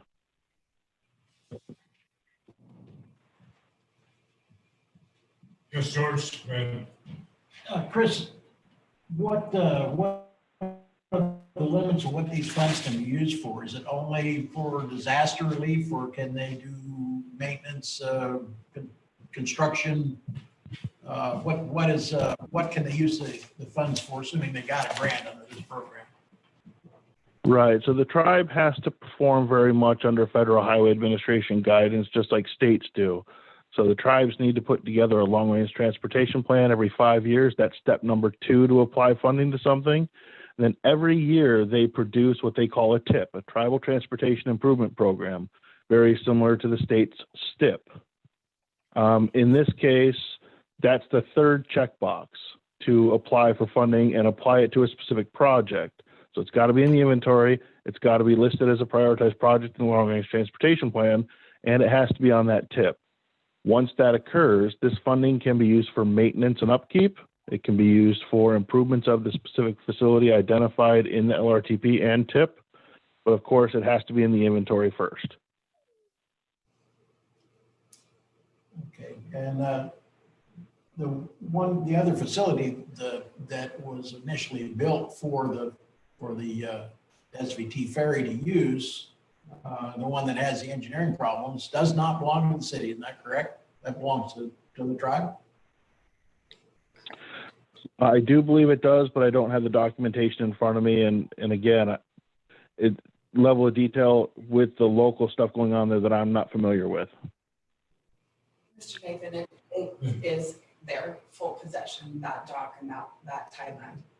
So I guess I just don't understand, since they have that facility already, they can put that in the inventory and get the, whatever they need. What's the purpose of including our facility in this proposal? When we work with tribes and local jurisdictions through transportation planning efforts, we try to build the most flexible system we possibly can for them and the surrounding jurisdictions to team on projects. Getting this document approved, getting this in the inventory is the first step in enabling that potential teaming effort down the road, and that's really all it is. Well, I'm just leery of this. I don't think I ever saw a nickel's worth of federal money didn't have a quarter's worth of string on it. It just seems like I understand that completely, and with the federal funding that would come through in the case of an emergency or anything like that, it would have to be spent and utilized within the federal programs, reporting guidelines and things like that. Thank you. Absolutely. anyone else? I have a question. Bobby, Yeah, if they were to end up getting their own dock fixed, would this then become null and void with the city? The answer to that is no. The tribe has the ability to put multiple facilities into their inventory and get them approved. Again, the only thing this is going to accomplish is to allow for the city to apply for ERFO funding or ER funding should a natural disaster occur. It also, again, provides the ability for the tribe, if they choose, through coordination with the city to help the city apply for and provide funds under other federal sources. Understand they cannot do any of that without your approval. Okay, thank you. Absolutely. Yeah, this is John Colbert. Go ahead, John. Yeah, I say this goes through and down the road, you get a $6 million grant to improve or repair something in the harbor. Who would administer that grant? Would that be the city or the tribe? Typically what happens in that type of scenario is the city would be responsible for administering the actual funds through an agreement with the tribe and with whoever the funding source agency is, whether it's the Bureau of Indian Affairs or Federal Highway Administration. It would just, again, allow the tribe to apply for those fundings with the city, get that funding in, and then as far as who has jurisdiction at that point over the facility and the improvements for anything related to that project, it is the facility owner, which in this case is the city. Okay. Yeah, we've had a dealing with the BIA before and it didn't work out too well. So, yeah, working for tribes across the United States, I've heard a lot of stories like that, and I've heard it both ways, where one's taking advantage of the other. Getting this document in place doesn't enable any of that to happen. It's just the first step, and hopefully working towards potential working together down the road should something happen to the facility. okay, and we can withdraw from that at any time? Yes, at any time. Okay, thank you. Yes, to provide some additional clarification to the last comment, to get a facility added to the inventory is a much more involved process. It typically takes about a year to get the fill data conditions collected and get all the requirements to put it into RIFTUS. The letter of acknowledgement from the owner, in this case, the letter that we provided, getting that approved is one of those requirements of putting that facility in the inventory. So it's, on the flip side of that, to take it off, it's a letter from the city to the Bureau of Indian Affairs saying we no longer authorize this to be on, and that can happen within a week. Oh, okay. Thank you. Mr. Mayor, I have a comment. Yeah, go ahead, Jeremiah. Yeah, thank you. Yeah, I appreciate everyone's questions and the discussion here on this topic. I think, yeah, I definitely, after hearing the discussion, definitely going to be voting in support of this. I think this is a good opportunity for the city to get in on this program, you know, as well as the tribe. I know we don't do a ton of things together, but it sounds like this is one of those, you know, limited opportunities to share, you know, in resources down the line, in the you know, in the hopefully unlikely event that you know, we have any, you know, major damage or anything to our infrastructure. You know, one point of note now, in the last few years, we have had some unprecedented windstorms that we've started seeing, and I think everyone can agree we've sustained a lot of damage around our community. And, we probably haven't seen the last of it. And there has been damage to our docks and our float system. It would only take one doozy of a storm with the right tide conditions for us to really see some significant damage to our infrastructure. So I think, you know, having one more tool in the toolbox, if you will, is a good idea. So I appreciate the presentation. I'll definitely be supporting it. Thank you. Thank you. Any other comments? Yes, George. I tend to support this as well, but I would like to put a vote off until the next meeting. I think there's a little more research we need to do. Okay. Mr. Mayor or Madam Clerk, could you have him repeat that? We can't hear him. I can't hear him. I just wanted to put the vote off on this till the next meeting.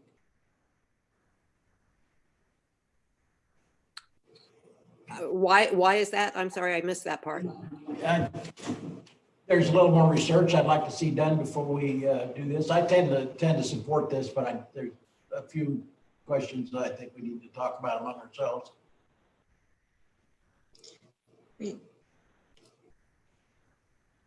Yes, Heidi.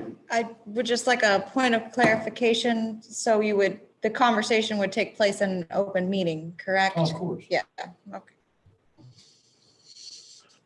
Mr. Mayor, this is Chris Robidoux. If I may add, I'd appreciate it. Okay, go ahead.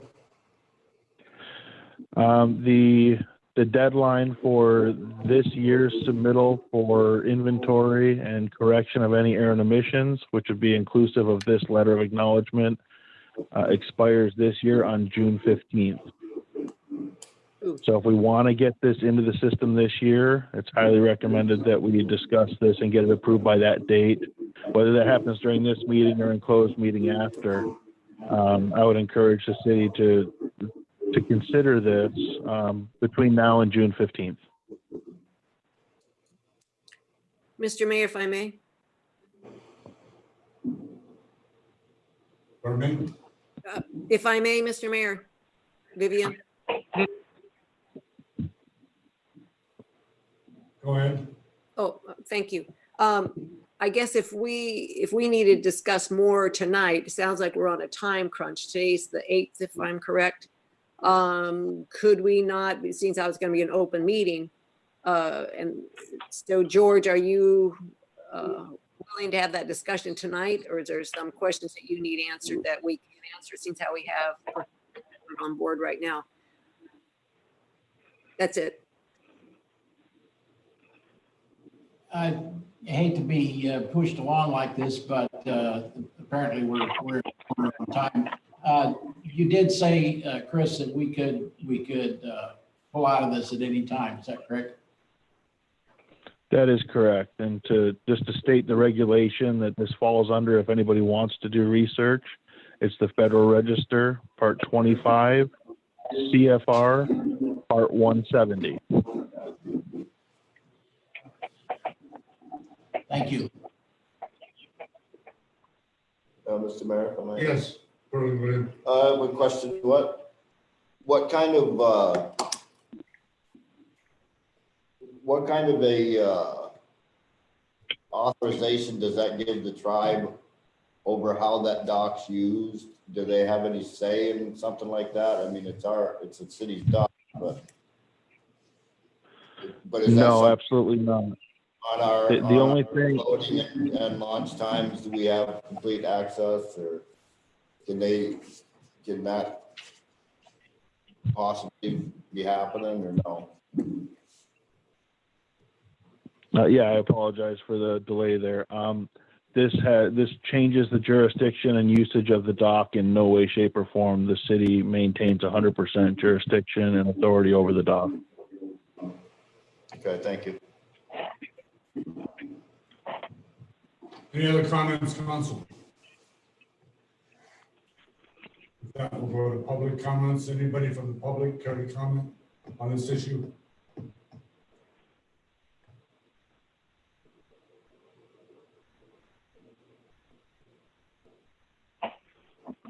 Cindy, Heidi? I'm not seeing anybody raise their hand from the public, Mr. Mayor. Okay. If not, we'll close public comment. What are your wishes, council, on this item?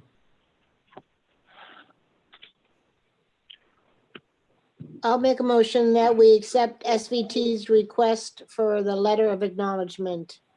I'll second that. All those in favor? Nathan? Aye. Swett? Aye. Colbert? Aye. Campbell? Aye. Morrison? Aye. Ross? Aye. Very good, motion passes. Discussion. Online draft Title 18, land use. Matrix and definitions.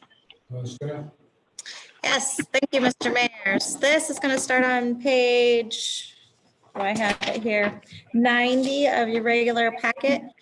This is something that has come up through the Planning Commission. We've spent over 6 months in the planning commission discussing these changes. It started with wanting to solidify the permitted the permitted uses, the conditional uses, and the not permitted uses in the districts per district. So a matrix was created. If you turn to page 129, you'll see the beginning of that has the land uses.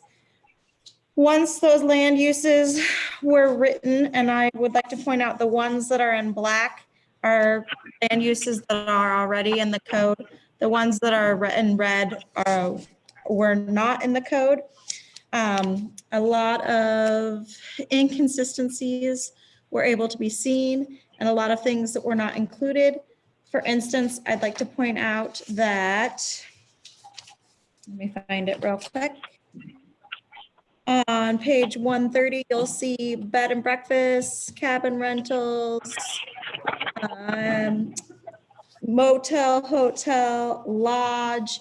Any of those overnight businesses were not included in the code previously.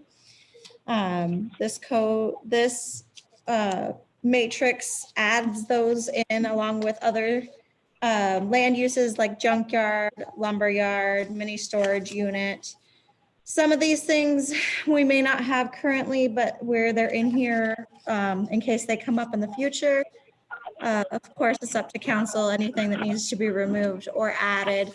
But if you review it, it starts with, just so it's not hopefully too confusing, it starts with residential land use types on that page 129, and it just goes through the residential uses. Down to 130 starts the commercial land use types about halfway, and that's the dwelling units, goes down. One is the industrial land use types. And on 132 is the public institutional land use types. I apologize, I meant to create a separate document that's talked to the specifications of the things that were changed. Like a couple of conditional uses were changed to permitted and a couple of permitted to conditional uses per item, and I can bring that back at the next meeting. But anything that was changed is in red. And if you look at the previous sections beforehand, you'll see that, for instance, if you just flip back a couple of pages to 125, you'll see that commercial residential, all the land uses were reformatted to, or all the sections were reformatted to follow the same basic format of permitted use, conditional use, prohibited use, so on and so forth. And it strikes out those individual uses as they're labeled under each chapter and asks the code to check the provisions in that land use table. So everything will refer back to land use table. It'll all be in one place. You'll be able to look and see per zone, per land use type, what each item is, and what is allowed, or what is permitted, what is conditional, and what is not permitted. I didn't touch on that, but the not permitted is N, permitted is P, and conditional C. There are a couple of S's that were already in our code for secondary use. And that's in the instances of the commercial business district with offices. Office use was a secondary use already in the code. And the last thing I'd really like to point out, and again, we can have as many meetings on this as you guys want to feel comfortable, because we really want this to be a working document that works for staff and anybody who picks it up. But the last thing I'd really like to point out is if you do look at those definitions starting at 91, you will see that a lot of definitions were added. Everything in yellow is new. There were a lot of definitions that we just simply didn't have, and it made it really cumbersome to deal with the code because there was a lot of room for interpretation, and it didn't leave us with a lot of clear indications of what things meant. So just looking through the definitions real quick, you'll see we now have, according to this draft, 117 definitions, and that those definitions cover every single land use type and more.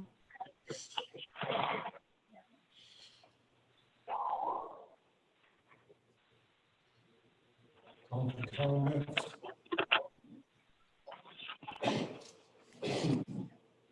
Guess I don't have to work anymore. We didn't vote to approve it, but What is. but they This looks like it's gonna make it a lot better.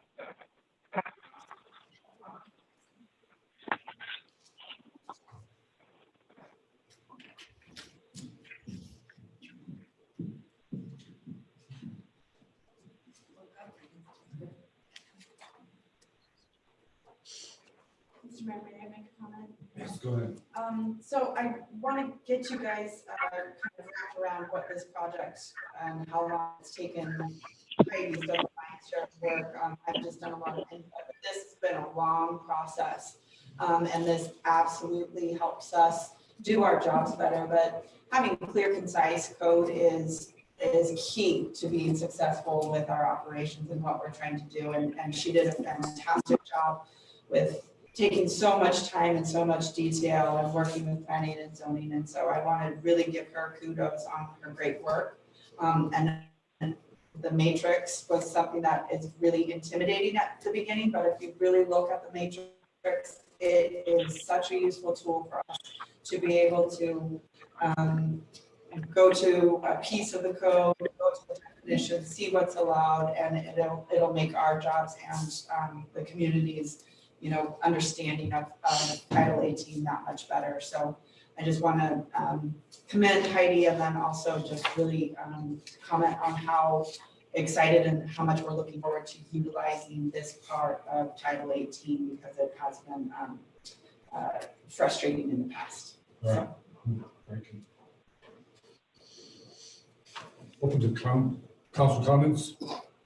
Mr. Mayor? Go ahead, Vivian. Yeah, I would like to compliment Heidi and the staff for putting this together, which I have not had the chance to read through everything, but it is a great document that's been put together to simplify all the questions we've gone through at council over and over and over. So much appreciated that this clarification in chapter 18 has happened. Thank you. Thank you. Other comments? Yeah, Mr. Mayor. Jeremiah? Yep, yeah, I too agree. I think anytime you can get a matrix to help, clarify, 20 or 30 pages of code all onto, a page or two and just simply, eyeball down it and you find all the uses on one page. It makes it real simple for people wanting to do stuff and without having a whole lot of searching.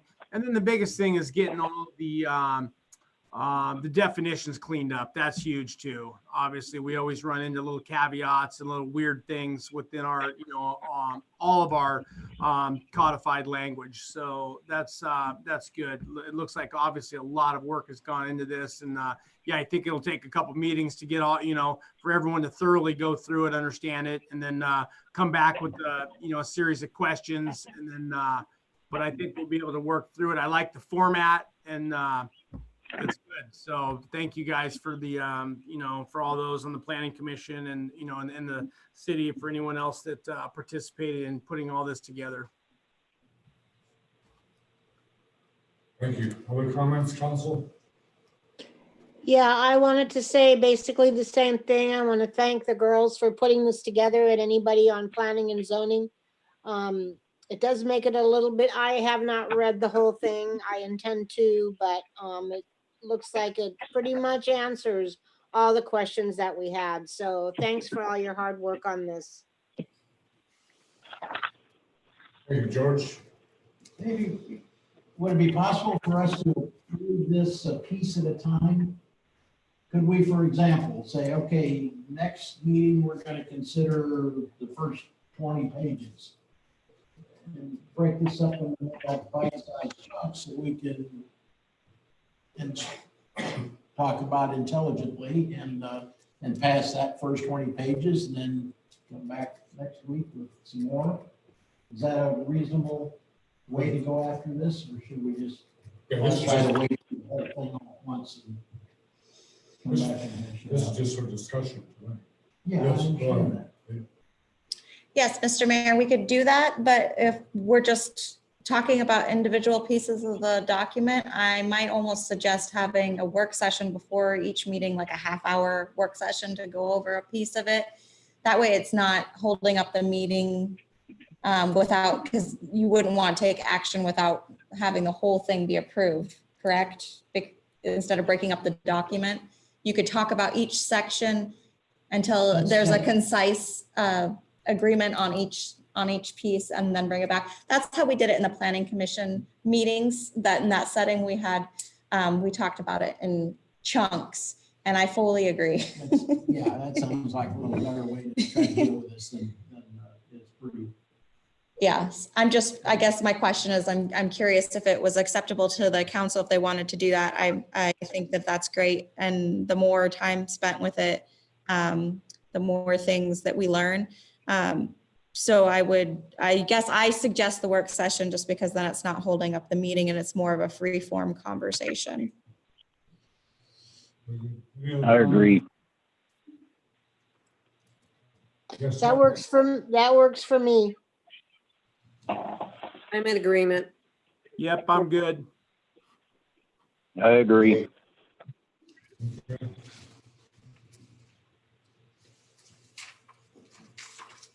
Any more comments, council? If not, anybody from the public have a comment on this item?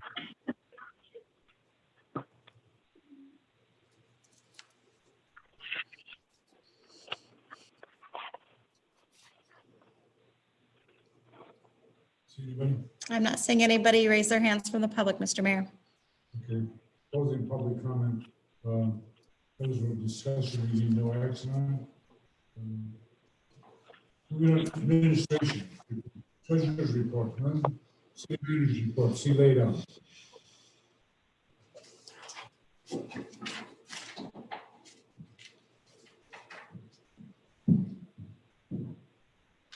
Thank you, Mr. Mayor.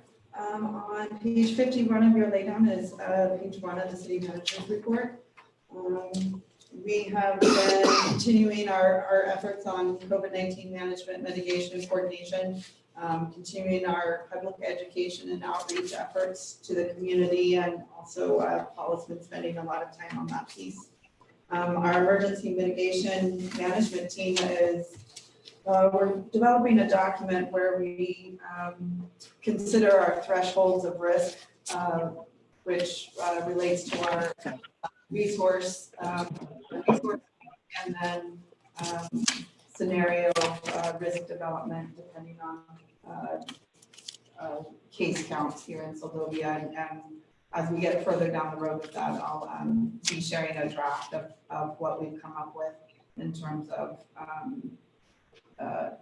what our exposure levels are at certain points, depending on how many cases we have in Seldovia. We're trying to keep updated on the state mandate as they come out. There's a lot of changes on a regular basis. Nuance to the new mandates. The most recent one was the interstate travel mandate, which requires out-of-state travelers to have a negative test within a certain period of time before traveling to Alaska. They have to bring that proof, result proof to staff at the airport. They then have some other declaration forms I believe that they fill out, and then they move on to their journey. I do believe there's another test that they have to have upon can't get the verification that they need, but that's the most recent one so far. So we've been working a lot on trying to keep up with the mandates and what they mean for our community. We're continuing our PPE procurement and making sure that all of our departments have the proper PPE, all of the sanitizer, the disinfectants, the soaps and everything for all of the departments and all of the public use buildings. So we're continuing on that route, just as we've been doing for the last few months. The Corona Relief Fund grant program, I've been included in a series of meetings that AML has hosted, as well as other communities have hosted, about the CARES Act money that we've received, the federal money that we received through the state. Many municipalities and many boroughs were able to, because of their large payments, they were able to develop small grants for their communities and businesses and nonprofits. I took a stab at providing a draft of a grant program for our community. And I'll be happy to talk more in depth with that and just a little later after I get done with some of these other goals. As Steve mentioned, our FY20 audit is scheduled in mid-August, so we're getting that prepped and getting Jan ready to do her first audit, which is always hard when you don't, you're so new, it's hard to jump in there, but I have every ounce of confidence in her abilities and skills. The 2020 Alaska Count Census, the community raffle that we have, we're still, that raffle is still ongoing. So you bring your proof of completing the census, you send us a picture or email it to us or let us know. Your name goes into a raffle for a gift certificate of local businesses here in town. So far today, we checked and only 12.9% of our population has completed the census, which is still incredibly low. This census, the data that is collected for the census does create certain eligibilities for our communities for funding opportunities, project opportunities, and support in the form of money. And it is really important. So if you are out there, please pass along the word how important the census is for our community. Lollipop Park is open. We have some signage that is hung up there, and the equipment that has just arrived, can't remember his name. The vendor that we purchased the equipment from has to come down and make sure that it's installed properly and with enough radius around each piece of equipment. So we're getting that scheduled to have him come down and start that whole process. We have, Tyler and I have met a few times in the last few days, and we got a plan together to get the street sweeper from DOT over here on Sunday the 14th. He will be, we're going to pay for the ferry ticket, which is the least that we can do, and the street sweeper will come over and do our roads. But unfortunately, at the end of the day today, we did get the notification that the state ferry is canceled indefinitely until they can get crew and staff and kind of regroup after the Testamina crew member tested positive. So we will stand by on that. I know Tyler, when I talked to him this evening at the end before this meeting, he was going to try to get maybe the street sweeper to come over on one of the barges that Dibble Creek has going on. So stay tuned on that. We were all excited for next week to start, and then we got a minor setback today, but it is in the works, and Tyler and the state are really on board and helping us out in that regard once again. So we appreciate that. Staff hired recently. We were able to advertise and fill the janitor and custodian position. Her name is Amelia Reese, and she's awesome. She is absolutely has a great head on her shoulders. She is proactive. She works well on her own. She's respectful, courteous. She's all of the great things that I really appreciate in an employee and an individual, and she's done a great job in all of our buildings so far. So we're really happy to have her on board. We advertise for our groundskeeper / line handler / department fill-in, so kind of our catch-all person.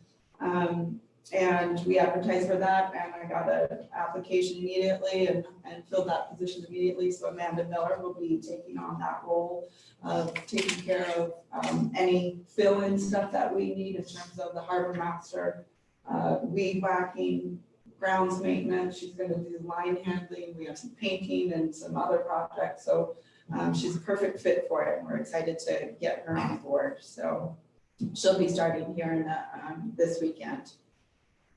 Our CCR, which is our Consumer Confidence Report for our water system, has been completed, and that will be out for public consumption here pretty soon. What the CCR is all of the data that we report to the state, to DEC. It's pretty much all the data, all the tests, all of the results of the tests, all of everything gets dumped into, it's called a data dump.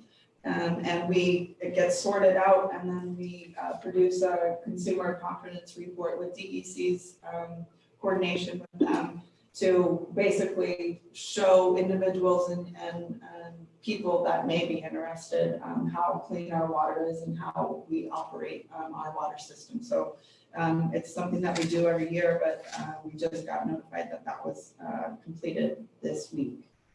Last Thursday, Chief Cushman, Jan Yeager, and myself attended the Seldovia Village Tribe tabletop exercise where we discussed our emergency operations plan, our mitigation efforts related to COVID, discussed certain details about our sources and resources, and kind of collaborated because we are, as we go through this COVID-19 world, it's more important now than ever to team up and to have a cooperative effort for our community. That's the only way that we are going to successfully get through this and positively get through this, is as a community and as two organizations working together to make sure that we are communicating effectively, that we have, if one has a resource that the other needs, that we both know that and we can depend on one another. So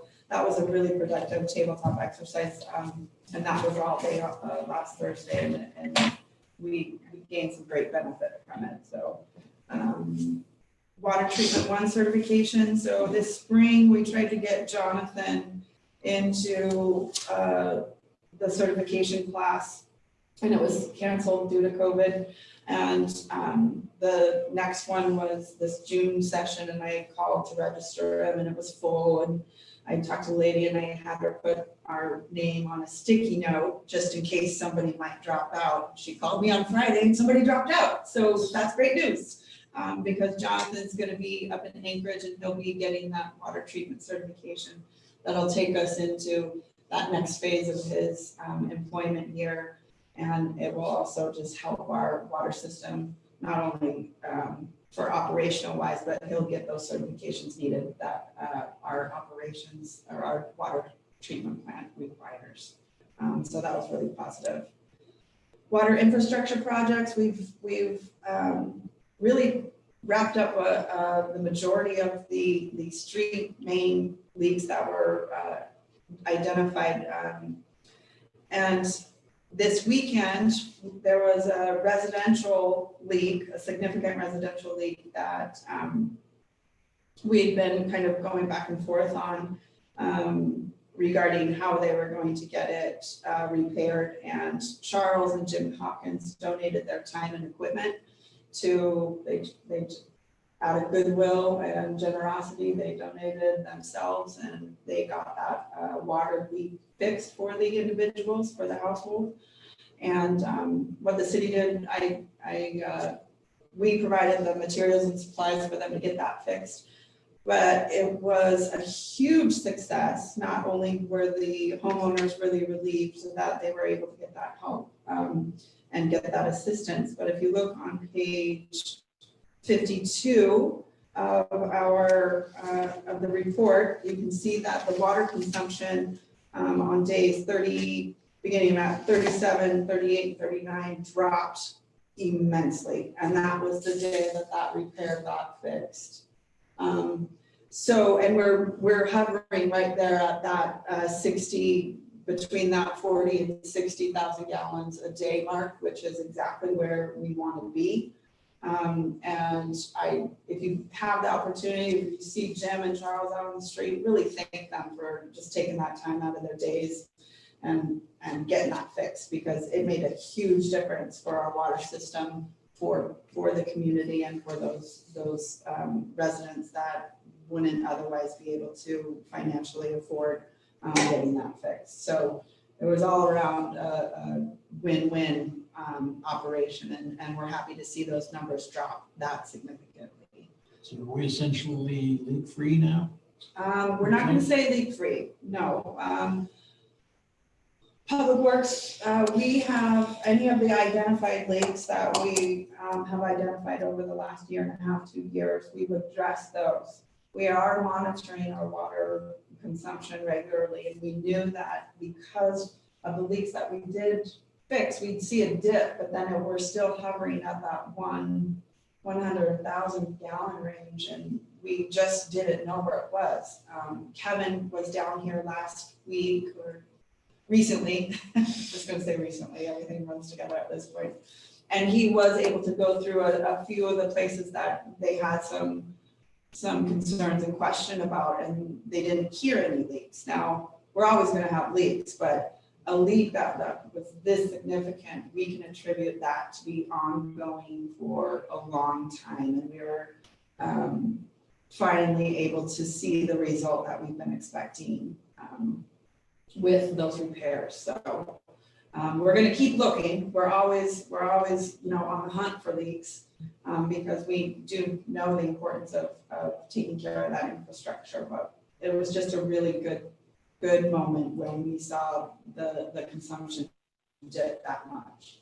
So this was like 30,000 gallons. Absolutely, sir. And then you can see the photos, the recent photos of the reservoir on 528. The water is still going over the outfall. The volume looks great, so we're continuing to monitor that weekly, and we are monitoring our usage weekly. So you'll get these updates on a regular basis at this point. Let's see here. So if we go down to page 54, I've drafted up a CARES Act COVID-19 grant funding summary for you, just stating that through the federal government and through the state of Alaska, we were able to receive, well, we're anticipating, I haven't seen any money yet, but about $255,000 in CARES funding. And I wanted to note and put it in the council's consumption that what the funds are to be utilized for, and their expenditures incurred in response to mitigation and management of COVID-19 in our community. And we've accepted the resolution for the acceptance of those funds, and that was passed, I believe, at the last meeting, to receive those funds and then disperse them under the OMB guidance. Under the guidance, there's different ways that you can track that funding, but what the city has done, what the administration has done, is we've created that COVID-19 class itself, and any eligible expenditures are classed in that department, so we can track and report that to the state when we are reporting all of our expenditures, which is on a monthly basis. We have created an allocation schedule as it pertains to our employees and their personnel expenditures. So that's listed on page 55, and you can see the breakdown of what it is. These do fluctuate based on the level of mitigation that our staff is incurring for COVID-19. At the beginning, I think Paul and I can safely say that we're spending 85–95% of our time on COVID on a daily basis. Now we've kind of maintained ourselves, and we've bumped ourselves down to just that 60–50% range that we're spending our time doing COVID-19 management. So all in all, that 85,000 is going to first responder and incident management team payroll. Those include our volunteer services. There's been a volunteer response compensation program developed. so that our responders, our volunteers, fire and EMS will receive compensation based on COVID-19 calls. And there's a fluctuating schedule depending on what your role is on the department and how certified you are. Our 100,000 goes to administration and non-payroll expenditures. So the majority of our funding does end up going to payroll and those expenditures incurred to manage this COVID-19. But part of the money I've carved out, and 20,000 that went to the commercial rate utility relief program that was just passed last month. So that is in effect right now, where all of the business and the commercial utility customers are receiving that 50% reduction in their water and sewer bills for the next 4 months. That ends up to be about $20,000. There's $20,000 in city resiliency and recovery expenditures that are included with capital projects and redesigning public spaces in order to manage and maintain the social distancing and all the safety requirements that public buildings are that you're seeing around. So that's the sneeze guards, that's the signage, that's the increase in hand sanitizer and such. So, and then there's 30,000 that is just an estimated 30,000 that I'm proposing that the city of Seldovia City Council considers developing a business and nonprofit recovery grant program. That money is set aside and can be put towards businesses that are affected negatively because of COVID-19 and the results of not having, your customer base or the anticipated business that you were anticipating before COVID. So there's verbiage in there, and then there's a draft of the grant program that I've drafted in there for your consideration, and we can talk about that in depth. I did want to bring to the council's attention that AML put out a presentation to the House and the Senate and also municipalities regarding local government CARES Act expenditures, and gave us a presentation of what you can spend the money on, what you can't spend the money on, how you report it, how you manage it, what are great ways to use the funds, what are other municipalities doing. And I wanted to make you guys aware that carpet and paint are included in that that presentation, and it is an approved expenditure to do replacement and renovations in buildings that didn't have typically a healthy, safe environment. That renovations are included in that. So I wanted to bring your attention to that early. But if we look at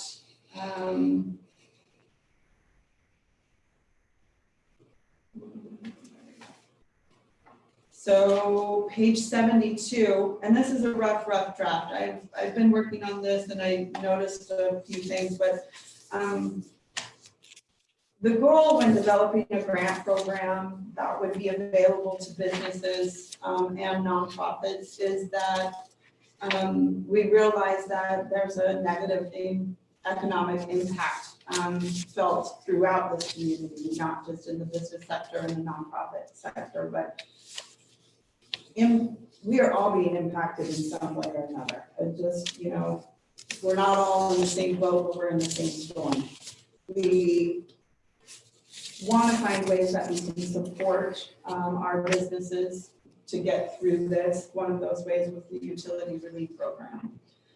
This is, while it's not a lot of money, I think this may help small businesses and businesses in general that are suffering at this time. And this CARES Act program is made to just help people along right now that are suffering and not working or not seeing the customer base that they had previously had seen before. So we wanted a grant program that was easily administered, something that we could very easily go through the applications and find the data. We wanted it to be a metric-based criteria so that it wasn't based on so much as merit, which is a lot of what grants are based on, is you establish a need. Where the approach that we took, and we followed the lead of Kenai, just rolled theirs out. There's a number of other communities in Alaska that are rolling theirs out, which is metric based. So we have the ability, we have the data of 2019 sales from businesses, and this would be the tiers would be broken up based on what your annual sales were for 2019, based on the sales tax rules provided by the borough. That's a really easy black and white way to break up the tiers of funding and also just make it real straightforward. This business is in this category because it made $35,000 last year. We know that, so then it's eligible for up to this amount of money. That's how we took an approach. We didn't take an approach of, well, this business is seasonal and this one's not seasonal, and this one, this one has 14 employees and this one doesn't. We didn't. We took all of that mumbo jumbo out and just made it metric based, which made it very straightforward and very easy and very accessible, not just for us for the data, because we already received that data, but accessible for the businesses. It's not daunting. They don't have to spend a lot of time with an application to see if they're going to get a few $1,000s from the city, right? They're already going through so many other hardships and struggles getting through red tape with other SBA loans or the PPP or whatever it may be. We wanted to make sure that this opportunity for funding was easy, had easy access. It was a simple application process with a quick turnaround, so we can cut those checks and get that money in the business owner's hands. So there's a number of criteria for the business to be eligible for this grant. They need to be existence as of January 1. So for instance, if this was a brand new business this year and they were in existence in January 1, but not 2019, we would then take and extrapolate the data from the first quarter sales tax reporting from the borough, and then extrapolate and try to hypothesize what their total sales would be for a year if they had been in operation for a year. But for the most part, most of the businesses here in town would have been in existence prior to January 1. So they have, that 2019 data is already established and is there for us. The business must be located in the city of Seldovia. It has to have a valid state business license, a valid city of Seldovia business license, and be current in its tax registration with the Kenai Peninsula Borough. The business owner does not have to be a resident of Seldovia, so we took into account that while the business is located here and they have a brick and mortar here, they may live somewhere else. That's fine. Seasonal, you don't have to be a resident to be applicable to this grant. You just or eligible for this grant. You would need to be just have your business located in city limits. The grant is open to all qualifying businesses, regardless if they've applied or had obtained any other state or federal assistance. So I think there was a hiccup, and I don't know if anybody in this room has read or experienced it, but with some of the SBA and the other federal programs for relief, if you applied for that first round of funding and received that first round of funding, it made you ineligible for the second round of funding. Well, nobody knew that right out the gate. And so everybody's running into these walls of trying to get relief. And we wanted to make sure that this wasn't a hurdle that somebody was going to run into. And as far as we can tell, and I do have another conference call tomorrow, as far as we can tell, if you receive funding from the city of Seldovia through our CARES Act, it doesn't disqualify you or make you ineligible for other funding programs that might come from the feds or the state. So that's a plus. There are some exclusions that are listed in here. But bottom line is, we have a few $1,000s, we have about $30,000 that we can, and I feel at this point that we can consider for a grant program. I would like you to read through this grant program and soak it in, and then at the next meeting, we can discuss it further. If you have input, if you have questions right now, if you want further information, we can talk about it right now. And seeing how this goes, the money that we've received has to be spent by December 30th. So we have to get this money out to businesses and spend it. Now, I know that we're not gonna have trouble, for the most part, using it, but I want businesses to be able to have these opportunities, even no matter how small they are, if it's going to help them get through this challenge. And the city of Sylvania can do that. And even still manage COVID-19. Now, I think if we came out with an outbreak, I think we're going to have to rethink our position in terms of financially being able to absorb any extra costs that would come across in the case of an outbreak and in case of having to bring other people into our community and pay them or outsource resources. I don't know what that would look like. But this is an option that I want to put on your table and have you consider it and read through it and see if you have any comments, concerns, considerations. What are your thoughts? I know that was a lot of information, sorry.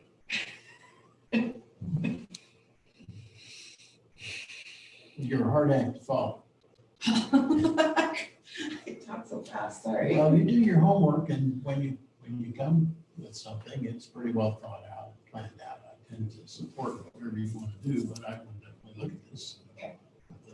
I appreciate it, please do. Yeah, I have a semi-related question for you. Mm-hmm. Remember before the COVID bomb, we talked about a FAA-approved stretcher that we might get so we could, Mm-hmm. wonder if we could get COVID funds to pay for that. Oh, I would absolutely think so. If we had COVID transportation, air transportation. Well, can I talk to the council for a minute about this? Or we want to It's wait up to till the mayor. next meeting and get it on the agenda? Yeah, that might be a better time. Okay. We might. That'll work. I'm running out of battery. Okay. Okay. Okay, so thank you for that. Anybody online have anything before I move on? No. Okay. And let's see what else is in here. Oh, the additional thing that's in here is just the Alaska Marine Highway press release, and their most recent press release of the crew member of, that was received this afternoon. The sailings are canceled indefinitely. We had initially heard yesterday. The testy sailings are Canceled indefinitely. I just talked to Cloninger's yesterday. They said the ferry called them and rescheduled them for the 14th. Right. So yesterday, it was still on shooting for the 14th. Okay. The Tustamina arrived in Dutch. There was a crew member with a positive. Another one? There was one, but yesterday, Saturday, they arrived in Alaska. One crew member tested positive. So that set off an entire sequence of events. Yesterday, when Heidi and I went into the office, what we did was we contacted each one of the passengers from the June 2nd sailing that was from Seldovia to Homer, Homer to Seldovia, notified them of this news and advised them of the guidance and recommendations from DHSS. We were told that the ferry was set to come back to Homer, to their home port, sanitize and clean and get everything disinfected, test the crew and the remaining passengers on board. They would disembark, everything would get cleaned, then they would resume their sailing on Sunday, the 14th. That was what we were told yesterday, and that's what we've been told up until 4 o'clock today. Oh. 4:04 comes along and we get the notification that the sailings are canceled indefinitely because they have crew shortages now. So, yes, so this is another great example of how what happens with one individual has an incredible ripple effect on everybody and everything and every system. So I'm hoping that they can regroup and reorganize and get a plan together to crew the boat. But we're just going off the information that DOT provides us. So that's what we know right now, and hopefully it'll change. I'm not sure what their plan is, but hopefully they're making one. So that really kind of hangs up a lot of things that we've been trying to do. We've been trying to get our carpet here. We've been trying to get the street sweeper here. We've been trying to get other stuff over here. I know businesses have been counting on that ferry to come over. So it's really, it's put another wrinkle in our very, very wrinkly situation right now. Yeah. So that's what we know, and if we know more, we'll send out, information and notifications on our website and our Facebook page, and we'll just continue to keep plugging away. That's all I have. Yeah, Mr. Mayor, I have a comment or two. Go ahead. Yeah, I'll keep it short. So one good one, one bad one. So on the on the business grant opportunity, I like the draft language that you've come up with, and I think it's a good idea. Hopefully the rest of the council will take a look at that and consider that. The second comment is in relationship to or regard to COVID and moving forward. I think now there's going to be a whole lot of, given the action that the council did not take tonight, I think we kicked the can down the road, and I think there's going to be additional burden now on the businesses that are going to be open on the 4th of July, or we're planning to be open on the 4th of July, because I have no idea even how to plan now. So that's just a comment I want to make. With at least the proposal that was being brought forth, there was going to be some sort of organization.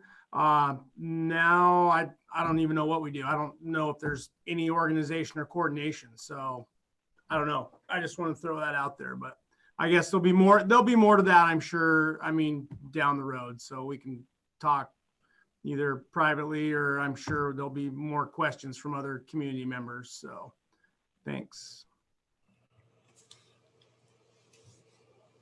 Thank you. Moving on. Chief Police Report, none. Progress Report, none. Public Works Report, none.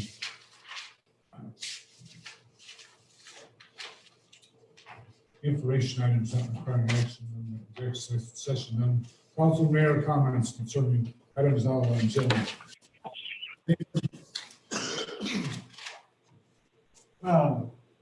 It was a real good meeting. Thank you very much for your substantive input on lots of measures. Appreciate it. Sweat. Thanks, Sweat. everybody. Yeah, thanks, everybody, for your time and all your hard work.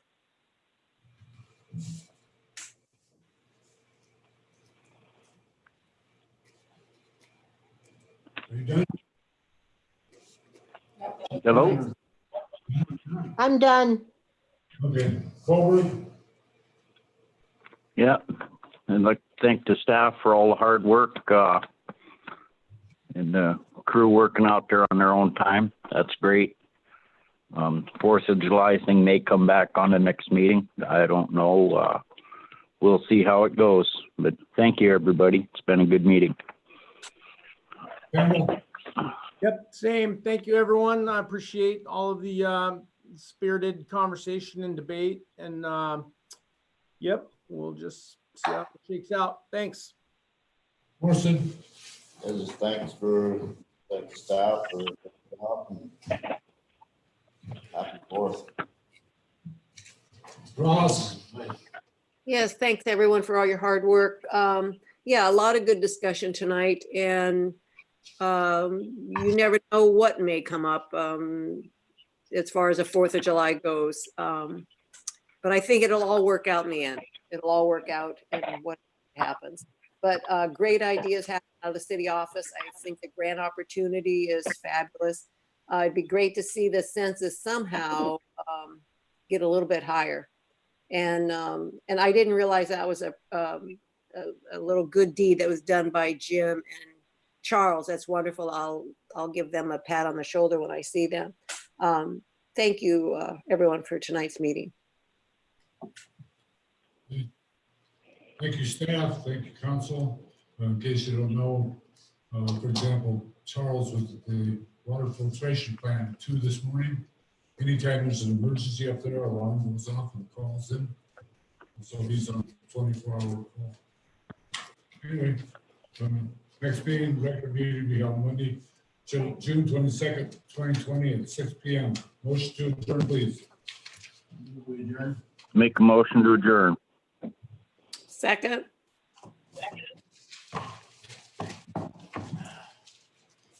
Thank you, everybody. Yep, thanks, everyone. Have a Thank you. Thanks. All right. Good night.